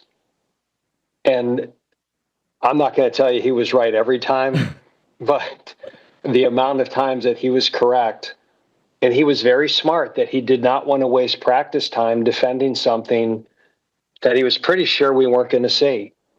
And so his ability to say, this is how we're going to be attacked. This is the way the other coordinator thinks. Therefore, these are the things we're going to work on. I just thought that was such a unique ability, that one of the things that set Mike apart is he understood time on task. Coach Clawson, for this particular A&M team this year, I don't know how much you can pay attention to rosters and whatnot, but the feeling here in College Station is he's building something special. And I don't know what part of the journey this is for year 2, but what do you think from, miles away that what Coach Elko is trying to build and what he will build? Well, I would say Mike has vision, and Mike knows what he wants it to look like. And taking those incremental steps with the big picture always in mind. And, Mike was part of the rebuild at Richmond, the rebuild at Bowling Green, the rebuild at Wake Forest. And then he went to Notre Dame and flipped their defense in 1 year. And then what he did at Duke was one of the best coaching jobs, in the ACC in the past decade. And so, there is a history of success. There is a history of building programs. And, you can, all of us want to win every game every year. But, I think Mike knows how to fit the different pieces of the puzzle together to not just have success short-term, but to have long-term success. And I know that's what he wants to build there. He believes that's a place that can win a national championship, that can be in the playoffs. And that's not to say that you're going to do that every year, but one of the reasons Mike was so attracted to the Texas A&M job is he knew the job being there with Jimbo, and he knows what the commitment level is. And I think he also embraces what the expectations are. He doesn't shy away from that. How have these last few months been for you? How's this off season and, with football gearing up, how's it been? It's different. This is the first time in 47 years that I haven't been part of football as a player or a coach, and the first time in 36 or 37 years that I haven't been a college football coach. But I've enjoyed the time away. I've visited 6 other programs, and I've still been around the sport and plan on continuing to be around it in some type of capacity, whether it's next season or next year or in another way. So I've enjoyed the time. When you coach, it's 14 to 16 hours a day, 7 days a week with very little time off. So I've loved the time with my family and the chance to enjoy things I haven't been able to do. But the same token, if you're a coach, and it's in your blood, and there's no question, I definitely miss being around the team and the staff and being around football coaches and football people. Coach Clawson, I really appreciate your time. I hope to see you around Kyle Field at some point, and let's talk again. Okay, thanks so much. Nick, do you think when people tell you, I should probably use a different term, but if someone says to you, hey, does he know he's short? Or does he know that he's fat? Or does he know he's got gray? Do you think people know when they say that? Like, do they know if they have gray in their hair or something? I'm just saying, where is this coming from? It's just interesting, like, the bald spot that I have that people are pointing out. Does Nuño know? Yes, I freaking know. Did you know you were fat? Oh my Nick, gosh. you're not fat. I'm just saying, like, yes, I know. I don't like it either, but what do I do? Okay? It is what it is. It is what it is. Do people know that they're fat? I don't tell fat people that they're fat. Do people know they're super skinny? I don't tell super skinny people that they're super skinny. I know I'm skinny and short. No one You're needs just to a tell me person that. to Yeah, me. yeah, You're a person. That's it. Esto. You're just a guy to me. A good guy, by the way. You know? I'm not your guy, pal. The only thing I might say is, does Luke Evangelist know he's got a mustache? I don't say that to Reese, but I just say it to Luke, because his looks like trippy. What a break. I'm just saying, BG Aggie, yes, I'm aware. This might be my favorite topic we've ever talked about. I'm just like, why do people think like that should be a topic? Luke just caught a stray on vacation. BG Ag, let me see a pic. I'll tell you something about you that you probably know that you don't want people to talk about. Waist size? Could be skinny, could be fat. We'll come back.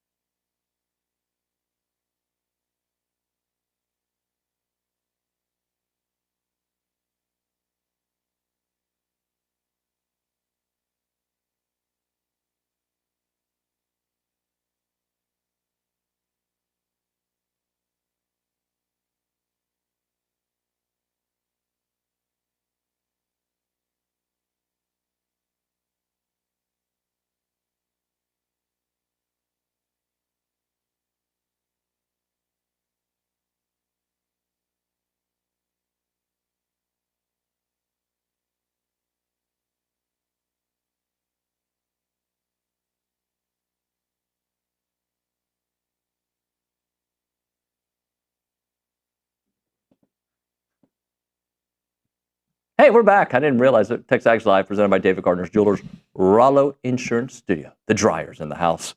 Hello, Kaylee Dreyer. Good morning. How are you? I'm well. How are you? Good. It's Friday. That was a very sincere hello. How are you? Thank you. Sometimes I get like Reese's like, how you doing? Like it's not real. Like that was authentic. Thank you. I'm ready for the weekend. Yes. What do you got planned? Don't tell us. Just to do Okay. it. Unless you want to.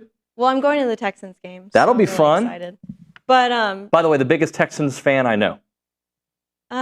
maybe in this office because everyone hates on the NFL. But Yeah. You love the Texans. Anyway, what do you got for us? anyways, so to start, the offseason for Aggie sports is officially over as Texas A&M soccer faced the Baylor Bears last night, which ended in a draw with a score of 1-1. Next up, the Aggies face the Lamar Cardinals Sunday at 7:30 p.m. here at Ellis Field. Continuing on with soccer, Kaylee Noble claimed a spot on the United Soccer Coaches Preseason All-America watch list. She spent her last 2 seasons at Cal State Fullerton, earning All Big First Team and United Soccer Coaches All West Region Third Team. To add to that, she also tallied an assist in last night's game versus Baylor. And then moving on to a few preseason watch list accolades for Aggie football. As we mentioned earlier, Marcel Reed was named to the Manning Award preseason watch list. Marcel led all SEC quarterbacks in 2024 with 4.7 yards per carry, while his 49.4 rushing yards per game and 7 rushing scores ranked number 4 among all quarterbacks in the league. And then Mark Naboo Jr. was named to the Polynesian College Football Player of the Year preseason watch list, which honors the most outstanding Polynesian college football player who shows ability and integrity on and off the field. Mark has made 13 career starts and played in nearly 750 snaps for the Aggies prior to his season-ending injury in the opener last season against Notre Dame. And then the last thing I have is Texas A&M Cross Country released their 2025 schedule, which includes 2 home meets at the Watts Cross Country course, and the Aggies will open up their 2025 season in Fort Worth on August 29th this year. This year. Thank you very much, Dreyer. Appreciate you. Do people call you by your last name? Yeah. Okay, just making sure. All right, when we come back, we didn't do it here. We probably should have. The Michigan punishment is out. We'll talk about that. We'll do Around the SEC, and Billy Liucci will be here. It is TexAgs Live, presented by David Gardner's Jewelers in the Rollo Insurance Studio.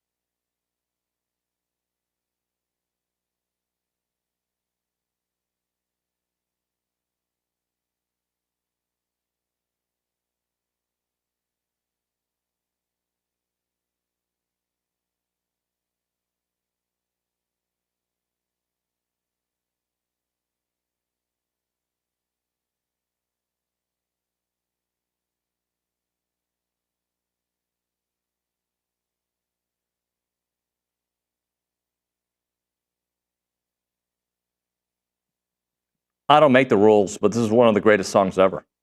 It's just a fact. Like strongly disagree. Like you couldn't be more wrong. It is played in every stadium in the world. And that's probably why I don't like it. It makes you at that moment want to do push-ups. That's a fact. Or run through makes me want to streets of America. Makes you want to what? Hit skip. Hit skip. That was good. Look, the fact that you don't appreciate Survivor and the Rocky, it's so many movies in Rocky. Now is it like 9? Yeah, because they did Rocky and then they have Creed and then. If it makes you feel any better, David, I feel the same way about "We Will Rock You." Okay, by that Queen. I can't argue with that one. Fair. That's a fact. That's not even a hot take, right? Like, but America was founded on "Eye of the Tiger." Yeah, no, it was. Okay. I mean, it wasn't written, but basically, it's the American dream. Sylvester Stallone and Rocky Balboa is the American dream.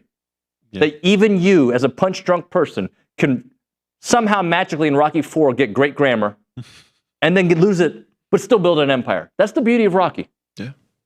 Anyway, it is time for Around the SEC, as you can tell. Brought to you by the Jaxer Group. And I think what we're going to do around the SEC is we're going to take a detour to the SEC's big rival in the Big Ten. Not the school we're about to talk about, but a school from the Big Ten. And I don't know if Nick's going to help us or Reese is going to help us because Nick was on the phone. So, Nick, give us the info on the Michigan sign stealing scandal that now has punishments. Yeah, so we'll go over this real quick, David, then hit a quick break, and then Billy Liucci will be in studio on the other side of this. Oh, I love Billy Liucci. On-air content meeting there. But anyways, yeah, so Pete Thamel put it out not too long ago, about 30 minutes ago. Michigan will receive a significant fine expected to be more than $20 million from loss of postseason football revenue for the next 2 seasons. Michigan coach Sharon Moore is given an additional game suspension, which is expected to take place in 2026. So it won't be this upcoming season. It will be the one afterwards. The school already proposed a self-imposed 2-game ban for this upcoming season. It's like games 3 and 4, right? Slated for week 3 and 4.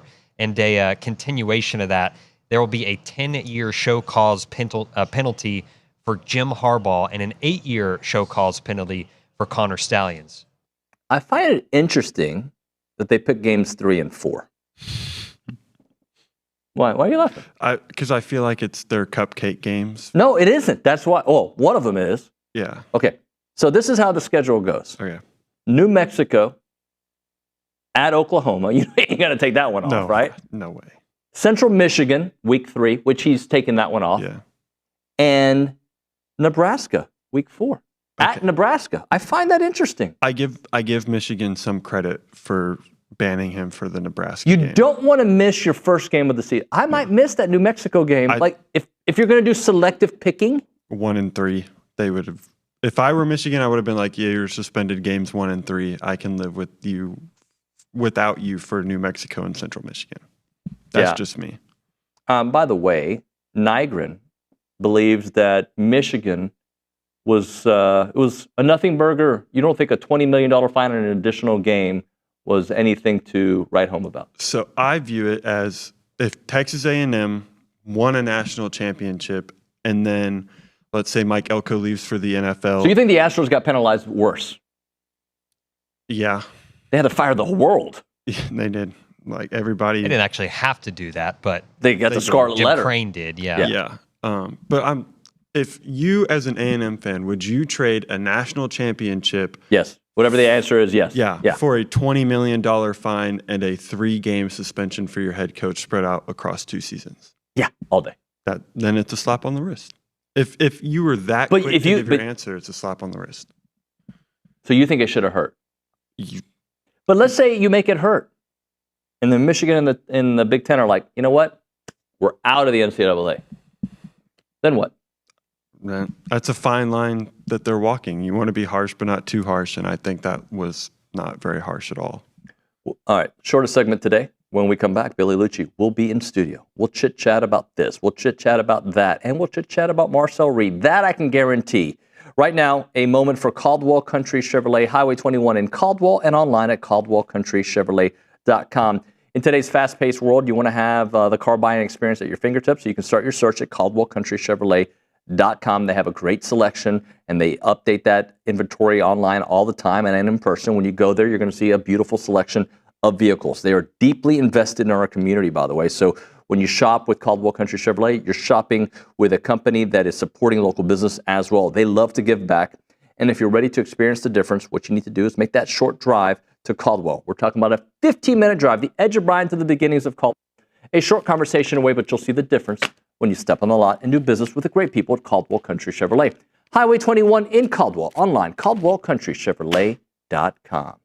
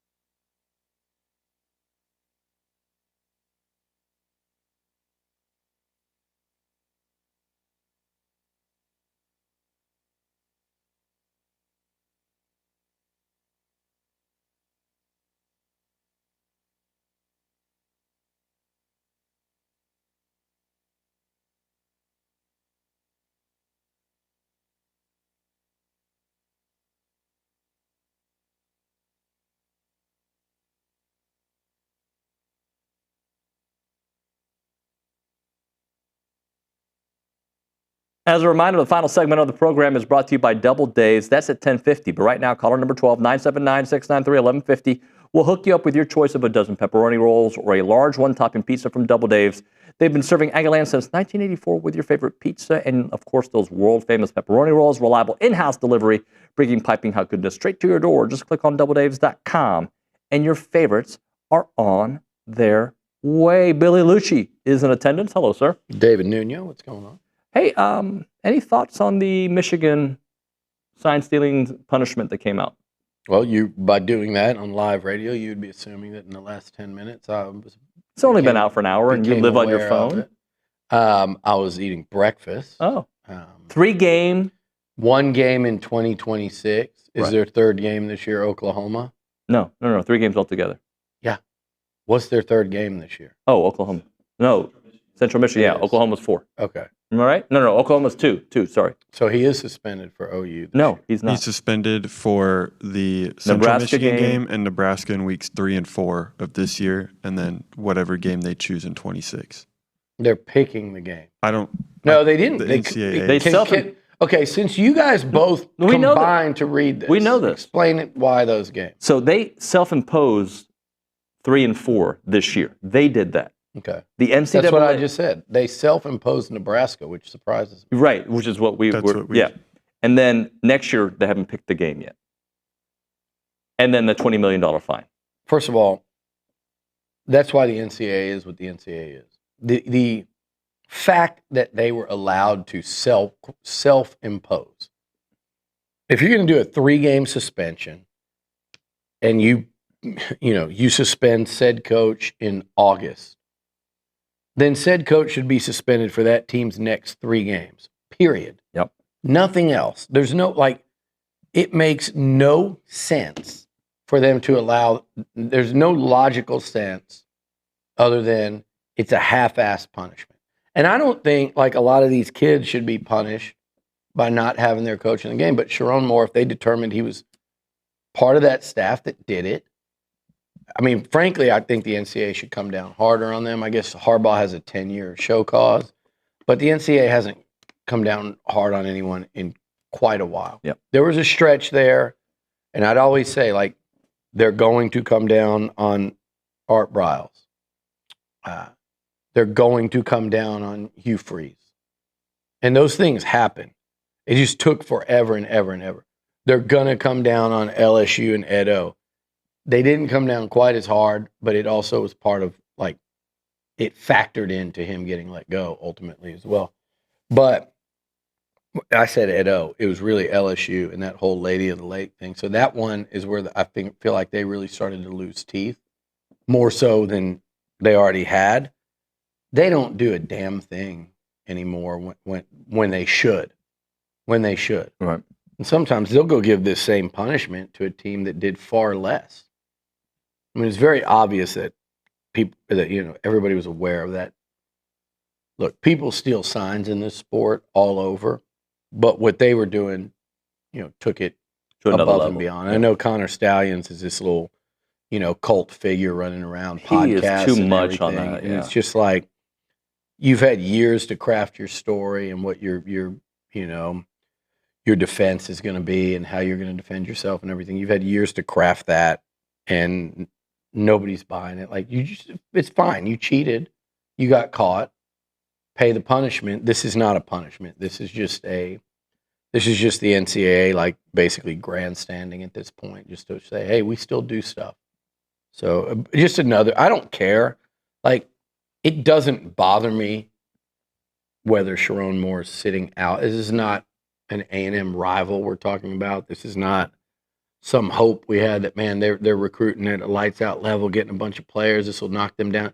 It has nothing to do with A&M or what we talk about day to day. I also don't think, I just don't think it's a big deal. They should have been punished more. I'll stand on that. This is the NCAA just trying to show that they still do stuff. But all it is to me is yet another example of why that whole governing body, the whole enforcement arm of the said governing body, and all the enforcement of the rules what Trev was talking about yesterday. Like, all these conferences need to get on the same page. They need to say, this is what we're not going to tolerate. This is what's going to happen if you do it. So if you want to talk about if rev share, if there ends up ever being like a certain set of standards, if you're outside of that, we're going to come down really hard on you. We might kick you out of this group of 4 and kick your ass out. Legally, we'll be able to at that point. Or we will withhold all of your money for a year or half of your TV money, because it's going to say it in the contract that if you do this, and I'm exaggerating, they would never do this, but if you tamper, if you go over the agreed upon cap, if you're, whatever, and I don't expect the rules to be that stringent. I don't. But I'm saying, but if you don't have when rules you that set stringent, certain rules, the ones that do go out of them, punish them very harshly. It's the only way to make people abide by your rules in sports. It's just the only way. All too often, though, there's not that. Pro leagues will do it. Pro leagues will hammer people for cheating, unless you're the Patriots. But pro leagues will do it. So. And do you think the MLB did enough to the Astros? Well, they do. I mean, they fired their Well, that was like Jim Crane, but he was preemptive strike. Yeah, I mean, they got the coach. They got rid of the coach. What else? They got rid of the GM too. And there was some kind of other punishment. They lost draft picks. Yeah, draft. I mean, yeah, that's real punishment. $5 million fine. That's tangible punishment. And I know, like, the Astros let him go, but it was still a World Series coach that the decision was, hey, to save our ass, we've got to let our World Series champion manager go. And GM. And lose draft. Yeah, so, I mean, yeah, absolutely. But I also think, too, the problem with that, again, is kind of like the sign stealing, where you come off of it a little bit, is you have to be real and say, do we really think the Astros were the only one doing this? Are we really going to crack down on them? And on some level, yes, you're the unlucky ones, because we now can catch you. We don't have the ability to go catch everyone else, so we're going to make an example of you. So the NCAA could have made an example of Michigan, but again, it's Michigan Wolverine football, it's the Big Ten. What kind of example does the NCAA really want to set there? Billy, I want to go back to something that Trev said yesterday. Okay. And I know you've alluded to it, and we've heard Coach Elko talk about it, but Trev was talking about how confident, and he didn't want to put too much pressure on the football team, but how confident Coach Elko is on the team he's put together. And I don't know, I know coaches say that they're confident. I think it's another thing when the athletic director, like, look, when I talk to him, he's pretty bullish on this team. He is. He absolutely is. And here's the thing that people don't realize about Mike Elko is he leans towards the pessimistic side of a viewpoint of it. Like, he is absolutely, and I'd sit here and say it, and I'd be interested to hear if he agreed or not. He said, have to. He is a glass half empty when it's when it's trying to evaluate the job he's done or where his team is at. He's not glass half empty in day-to-day life. No. He's not glass half empty in talking to his players. But he is from the standpoint that it's never going to be good enough. He's going to compliment them when they do good and tell them they're having good days, but they're never going to be there in his mind, and he's not going to let them think they're there. But just in casual conversation and stuff, you're typically not going to get him to get super bullish and get out in front of his skis, whether it be his team, any unit on the team, a player, his coaching staff, any of it, recruiting. He does not get like out in front and kind of start sauntering and swaggering around. That's just not how he's going to be. So when he's confident, I think it does carry a little more weight than some others. There are other ones that are like him, that's fine. But just knowing him and not talking about every coach in the country, when he's confident, it does mean a little more than a lot of other coaches I've dealt with over the years. And I've dealt with some that are like him as well, but he is certainly one that's going to be like measured. And he's not going around boasting and bragging, but you can tell. You can tell in the pressers. You can tell from comments like what Trev made. And you can tell just talking to him. I regularly talk to him about stuff and just get that feel that he's confident, but he also knows what A&M's up against. And he knows football. In other words, there's 11 other teams on the schedule. Somebody's going to get the injuries like what A&M had last year, and that might get you a win there might be a toss-up game that if I told you today, well, this team's not going to have that quarterback and that running back, or that quarterback and that pass rusher, or their best corners out and the quarterback, and you're going to go, okay, then A&M should win that game.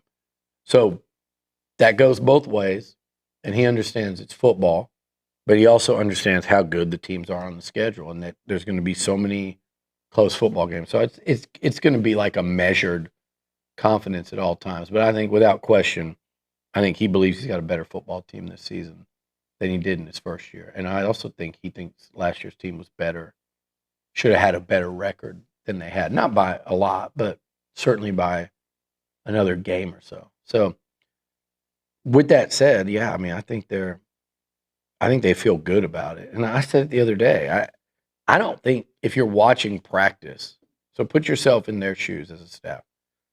I don't think if you're watching practice, I don't think you can look at the receivers and not go, man, that's a vastly improved group. I don't think you can look at the tight ends and not say the same. I don't think you could feel really good about the running back stable. When you bring back those guys and then, here's a guy all of a sudden, Jamarian Morrow. And then I've talked a lot about how much better E.J. Smith looks. Like that room looks so much better. O-line, a year deeper, a year better.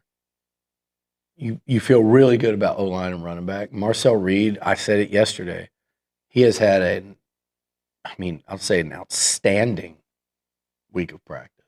I'll be really interested to hear Elko next week and hear his thoughts on it. I mean, has looked really, really good. And I think it goes without saying that you expect your quarterback to be better. And I think he has been throughout. It was spring. He's a different player this fall. I don't give a rat's ass about what he's throwing in the first 20 minutes of practice. By the way, I don't care. Since you're doing it here, stupidest crap ever. 25 and 25, presented by La Casa Tequila, raised in Aggieland and rooted in the SEC. Number 6 is Marcel Reed. Since you're talking about him, we can continue expanding. Is that what we're going to do? Is that how this works? Well, I mean, unless you want to. Well, yeah, we have 6 minutes left in the Okay, well, let me continue first with the rest of. I think secondary Elko has gone on record several times as saying better. And you look at the pieces they added, including Chappelle, brought back pretty much everyone of any substance. Linebacker, it's the same guys plus more depth.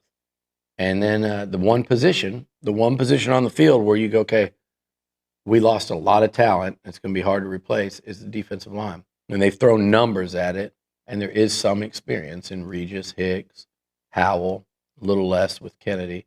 Those 4 guys are actually, there's an experience there. And then you went and got 4 guys out of the portal with real experience. So D-line is the only position I look at from a year ago and can't say that it's better. And it doesn't mean it's not going to be good. I think that's TBD, and I think that's a big TBD for this football season and their success. But if you're Elko and you're looking on that field and you return your kicker and your punter, how do you not feel good about it? And I guarantee you Mike Elko in his head's like, yeah, now I've got to put together much better teams moving forward because we're trying to build something that lasts and we're trying to win a national championship. And I don't think you look at this team today and go, that's a national championship contender. You're trying to get there. But, as of today, he's got to feel really good. And you look at the number of NFL guys at the top. I think the only thing really lacking are some of those, like, uber impactful, game-changing players that you see typically at Bama, Georgia. Sometimes, you see them all over the league. You've seen them at A&M, but the ones at the top where you've got like 4 or 5 of them. Mm-hmm. So A&M's had Miles.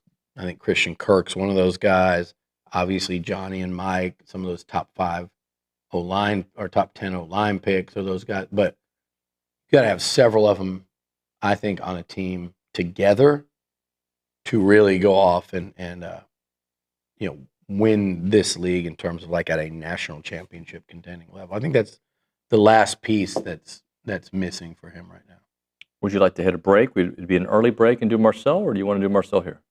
I'm going to allow you to pick. Let's hit an early break. Let's hit an early break. All right. Thank you. Yeah, you're very welcome. And hopefully I'll be able to find you when we come back. Duck camp, baby. I like that. It's a good shirt, right? It is. It's like it's camo, but like I can wear it places. Yeah, like not that I you can't noticed wear it on the show. I mean, when I was watching earlier, I liked it. Did you hear when I accidentally? I heard Olin went deep throat Buchanan again. Pardon? Deep voice Buchanan. You guys can't handle any, like even just the slightest. He does. He sounds like. Have you ever heard the detectives deep throat? Or like, oh. We'll be back. All right.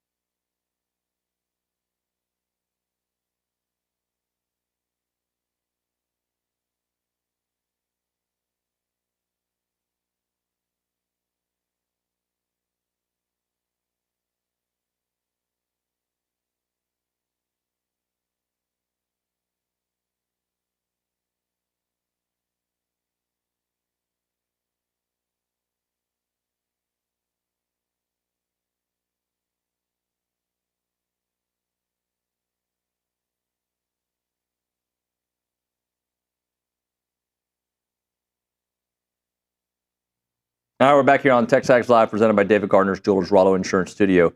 Did you hear me accidentally diss Dave Clawson? No. I didn't. So what I was trying to say, I asked a question about, how rare is it to have a football coach as smart as Coach Elko? Because to me, Coach Elko, obviously Ivy League educated. Yeah.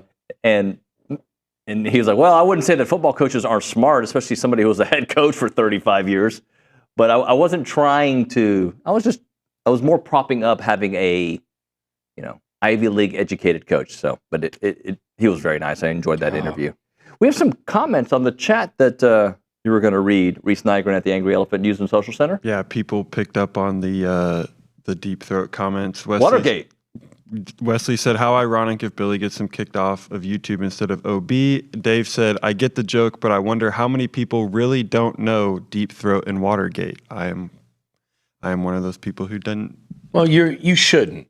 I mean, now you should. Now that you have heard about Deep Throat, you should go in Watergate and go and learn American history. But we weren't born for Watergate. We were. So what year was it? It was early 70s, like 72, it was right? right around the time. It was right around the time maybe I was born. Oh, you were a baby. I think it was like 1972, right? 1972. Yeah, right before. Right. I'm great with dates. 2 years later. But yeah, so I mean, we grew up knowing about it, and I think over time. Iran-Contra? Know anything about that? No. I mean, people. Oliver North? Okay. No. It's like they were born I was born in 2000 2005. now. Yeah. So they're I know about the Vietnam War. I wasn't born. So you were really just brushed up on stuff. World War II? Let's go. America. It's a world war. I'm sure he's heard of Vietnam. Yes. Korea. Okay. Bay of Pigs. Listen, dude, just stop. Just go listen to Bruce Springsteen. We didn't start the fire. You'll be fine. Great song. Not really, but at the time. You'll learn about everything. Listen to that song and then write down everything he says and then go research it, and then you'll be caught up. I think they even reference Watergate in there. Watergate, punk rock. No. Yeah. Good song. Hey, we'll probably hear it on the other side. There was another What Dave. do you know about the trouble in the Suez? I don't remember the next lyric. Suez Canal, look it up, Nuño. What about Panama Canal? What about it? Does it belong to us? What about the song Panama by Van Halen? Great Keep song. going. David Lee Roth. He knows nothing about David Lee Roth. That's the time your humor and music taste died. David Lee Roth? Yeah. Good head of hair. Anyway, you had a David Edmond actual funny line that you were going to read to Billy. He said, Elko sounds like me, but I get ripped and he gets praised. LOL. Dave, don't get me started today in Edmond, please, for the love of Pete. He does not sound like you. It's close though. You have a half a point that makes sense. I bet you if we went and looked at every comment from today's show from Dave, 97% are negative. Yeah, it's too much, Dave, and you won't acknowledge that. But somebody was telling me today, I laughed because they were kind of right. They're like, the thing that's so cool now, there's this sect of the fan base, and it's just become so cool to be so negative and just to prove that you're like thinking on this elevated plane where nobody else notices that we've been 8-4 for so long. I'm going to let all the other fan bases know that I'm not like the rest of them. And I expect 8-4 until you show me. Otherwise, that's what I expect. So I can't even fathom going 9-3, even though that's not amazing. And even though they did do that a couple of years, it was 2020, they were 9-1, and they were a play away from 9-3 last year in year one. But by God, I can't get excited over that because it was 8-4 again, and I got to show everyone that 8-4, and I expect it, and I'm not like everyone else, and I'll make fun of everything. And if baseball struggles, I'll go on social media and bury our players and crucify someone like Ryan Prager or Jay Slavalev. But then he'll come to bat with a broken hand, and those same people will go racing to Twitter to talk about what a warrior he is. And I'll go to all the bars and beg him for a selfie and beg him to do a shot with me. And then I'll say he parties too much when he strikes out in the fall. He gave me this amazing run of memories 2 years ago at the World Series, and then last year he didn't. So screw him. Get kicked. It's become so cool, but only on social media. Because in real life, those people still suck. Those people are still the people that when they talk, I'll give an example, and I won't say who, but there's one of these Twitter warriors. It's so negative. It's just like, dude, like nobody's predicted a national title this year. I haven't heard anyone predict A&M to win the SEC. I haven't heard anyone to predict them to be in Atlanta, though they were one tackle away from being in Atlanta last year. Have you? No, not one person. But everyone hopes. And everyone's like, damn, if we could get this and this. I mean, like, hey, how great is Florida really? How great is Auburn really? Jackson Arnold, how great is Notre Dame? They're still in a quarterback battle. We've been complaining, worrying about our quarterback. Here's this guy that did this, this, and this. I can't even tell you what either of their quarterbacks have done. But yet, we can't fathom winning that game. So, and it doesn't mean you're going to win it. And it doesn't mean you're going to go better than 8-4. But if you can't sit there and honestly look at stuff and go, yeah, the potential is there. If you want to take this, I'll believe it when I see it approach in terms of your hopes and you don't want to set yourself up for the letdown, I get it. But if you're the person in the group that no one can talk about A&M football, we all have them. We all have that guy. That you can't sit there with your buddies and talk A&M football without this guy trying to deliberately counter every positive comment that anyone has. That's super cool on Twitter in your little group. It ain't cool in real life. You're the word I can't say on air, but you're that guy in that group. And I met a group of people the other day that were in town, alumni, and they're all friends with one of these people in that group. And I'm like, you're that guy. You don't realize it because you have fun commenting on Twitter where no one knows who you are, but in real life, you're that guy. And your friends think of you as that guy. And that guy sucks. He sucks to be around. He sucks to talk sports with. It's just, you're miserable. Are you ever the guy that goes opposite? So, yeah, with somebody who's totally not on purpose. Yeah, but man, I think we're going to go 11-1, dude. Look at this. We've got Notre Dame this year. Do you find yourself being more I do that in conversation. When they're ultra positive, I go maybe a little more critical, and then vice versa. But I don't. No, I don't try to. I don't try to counter someone's optimism and positivity. I don't try to raise up. I just say what I really think. Now, I will call out people sometimes for dude, why is it like if someone's again crapping on Marcel, my response would be, well, tell me how much you love Mateer. Tell me how much you love.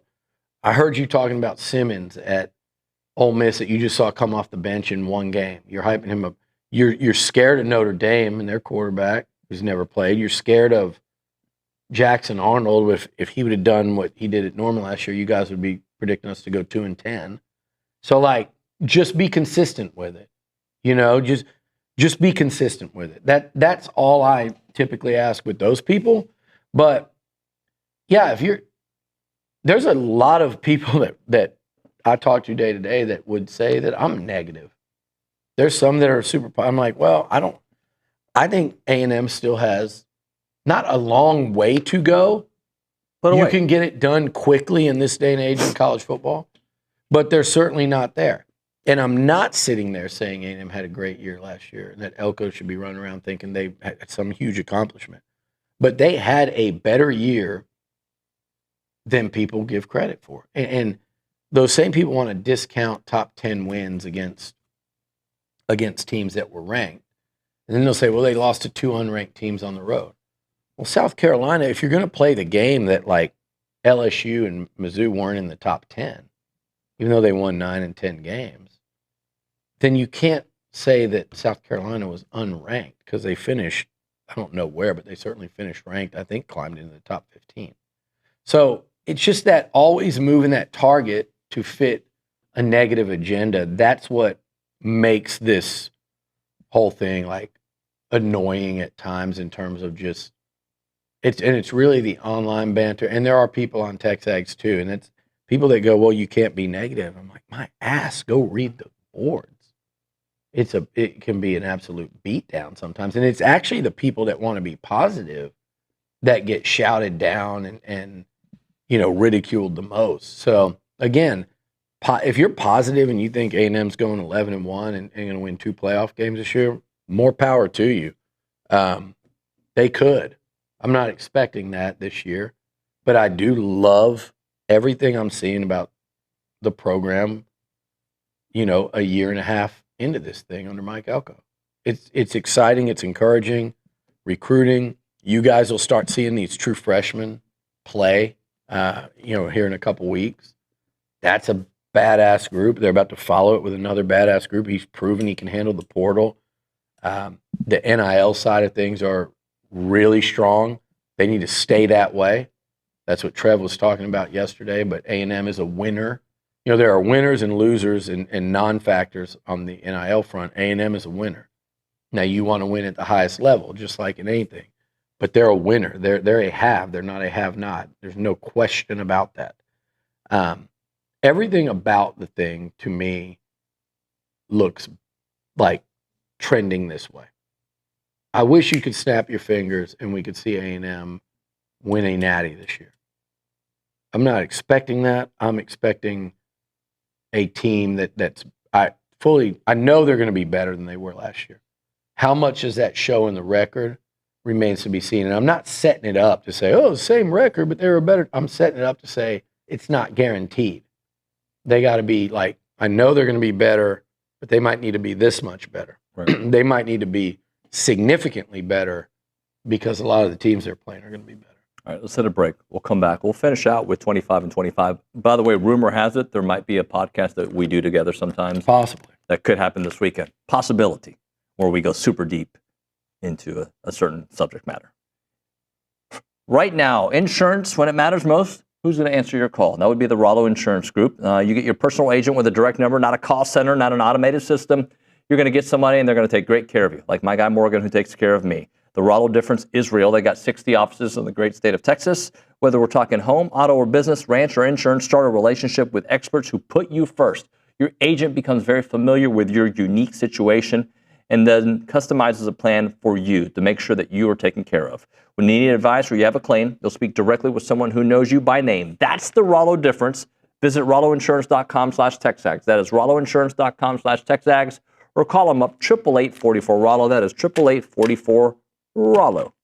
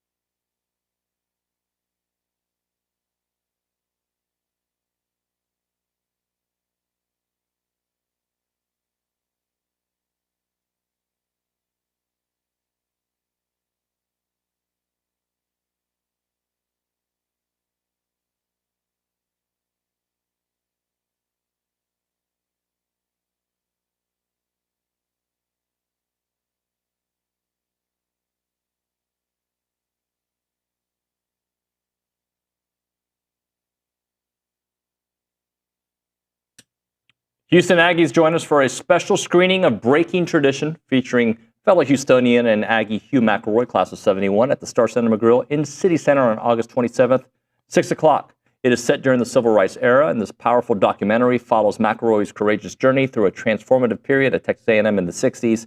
Tickets are $25 and available now in the football forum, presented by the Houston A&M Club in partnership with Texas Filmworks and TexAgs, with support from Rifle CRE and the Goodwin Group at Merrill. Don't miss the unforgettable evening celebrating Aggie history and courage. All right, 25 and 25 we'll close out the program with. And number 6, by the way, this is brought to you by La Casa Tequila, is Marcel Reed. Bill, you talked a little bit about him to start off the show. I thought we can go into a little deeper dive on what makes him one of the top 10 players on this roster.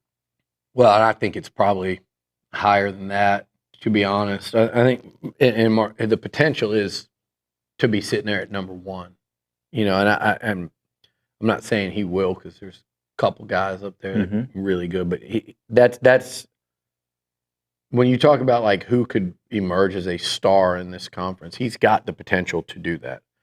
I just think people, and I don't know if it's the close to the season for the team, but it's like SEC Mike. Amanda and I recorded with him yesterday, and he was like, I didn't see Marcel as the reason they lost to Auburn or to USC. Now, I'm sure Reed and Coach Elko and Klein could show you a game tape and say, well, I could have done this better. He should have done that better, or that helped put us in a hole, missing this throw or whatever. But this dude was a gamer and a baller in those losses. And when he left the field, A&M had won both of those games because he led them downfield from behind, away from home, to do that. Every intangible you want to check, and here he is scoring against USC to give them the lead with under 2 minutes left, and they couldn't hold it. Every intangible you want to check that you saw, like, hey, come off the bench and lead us from behind against a top 10 team in front of 100,000 at home. Hey, a couple hours before the game in the swamp, you're going to get your first start. And by the way, we have to win this game because we lost to Notre Dame, and we have to win this game. And we also haven't won on the road in 10 games at A&M. Handled that. Fourth quarter against Arkansas, I talk about this a million times. 1 yard line. Down, I think, 3 or 4. If you go 3 and out and punt and they go down and score, that game's over. And first play, let's call it pass, where our quarterback starting at Jerry World, his second SEC start. We're going to ask him to drop back in the end zone, fire a perfect throw all the way to the sideline. Does that. First down. Next play, Le'Veon Moss for 30. Game changes. All of these little moments, and the only exception to that, to me, was, against Texas, where that offense was overwhelmed by the Longhorn defense. But as we show a highlight against Texas, that was first drive. On the road, even at South Carolina, where I don't think it was his best game, Nuño, I mean, it wasn't. He had a bad finish to it. They were down 17-3 in that one. He brought them back to take the lead 20-17 right before halftime. Again, the defense, he would have taken them on the road, 80,000, 10 out of 10 environment, from down 17-3 to a halftime lead.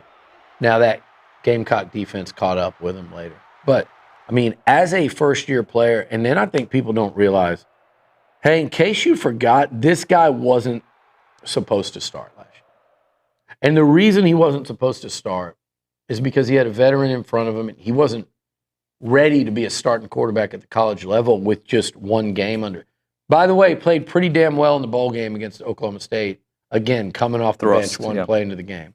So I'm just saying, as a competitor, as a guy that's ready to answer the call, as a guy that's not fazed by the moment, whether that's in-game or the magnitude of the game, I think those are all things you need. I heard McGee talking about him the other day. He is a leader. He's got some fire to him. It's more like the guy just has fun playing the game, and it bleeds to his other teammates. You can tell they enjoy playing with him. That's something you can't teach or coach. You either have that or you don't. Some guys are yell, scream, fire you up. Yeah. Trevor Knight was one of those kind of guys. That works too. But what Marcel has is it's just like you can see that the guys have fun. It's more of like there's the Joe Burrow style. I'm looking at LSU, right? There's the Joe Burrow style, or there's the Jaden Daniels style. And I think Marcel has more of the Jaden Daniels style, where it's just a fun style of play. It's a calmness, and the guys believe with him out here, we can win. With him out here, we can score. I think his biggest, thing he needed to do from last year to this year is just continue to evolve as a passer. I think that was a fair and reasonable expectation. It was also an absolute necessity for this team to succeed. You can say that about 2/3 of the SEC this year and their quarterback. Did Cover 3 say something about Marcel that I'm not aware of or something? I haven't People in the seen chat it. are saying that. So what did they say? Is he hurt or something? I haven't heard. No. You've got it. Yeah. I mean, what I watched him do. Listen, they do a lot over there. There's a lot of people that we're talking about Marcel and he's fine. Okay. Yeah. So they're talking about Marcel in the. I don't know if they were talking about his injury. During the off season that kept him from, he was just resting to keep him from throwing at the Manning camp and stuff. That might have been what they were talking about. But listen, I'm just telling you guys, like, as a passer, he's come a long way from the spring till now. I've got plenty of intel on how he looked at that scrimmage, which was good. And then this week has probably been his best week. In an A&M uniform, throwing the football. So, with that said, he's got to show it. You got to go show it in South Bend. Again, this is pick your quarterback in the conference. With the exception of like Nussmeier and Sellers, and it's a very short list. And even Nussmeier, to me, has to make a dramatic improvement. But with the exception of a couple of those guys, Marcel's in the same boat. You got to go show it in places like South Bend, against Florida, on the road in Baton Rouge. You got to do that. But I think he's taken every step to be able to do that, and he's got the potential to as well. All right. We'll have a lot more on this show that we call the Luchador Podcast that should be coming out at some point this weekend. All right, we're going to drop it right there. Thank you so much to all of our awesome guests in the tap dancing in the 9 o'clock hour. Appreciate everybody listening in this whole week and watching. We will see you and hear you on Monday.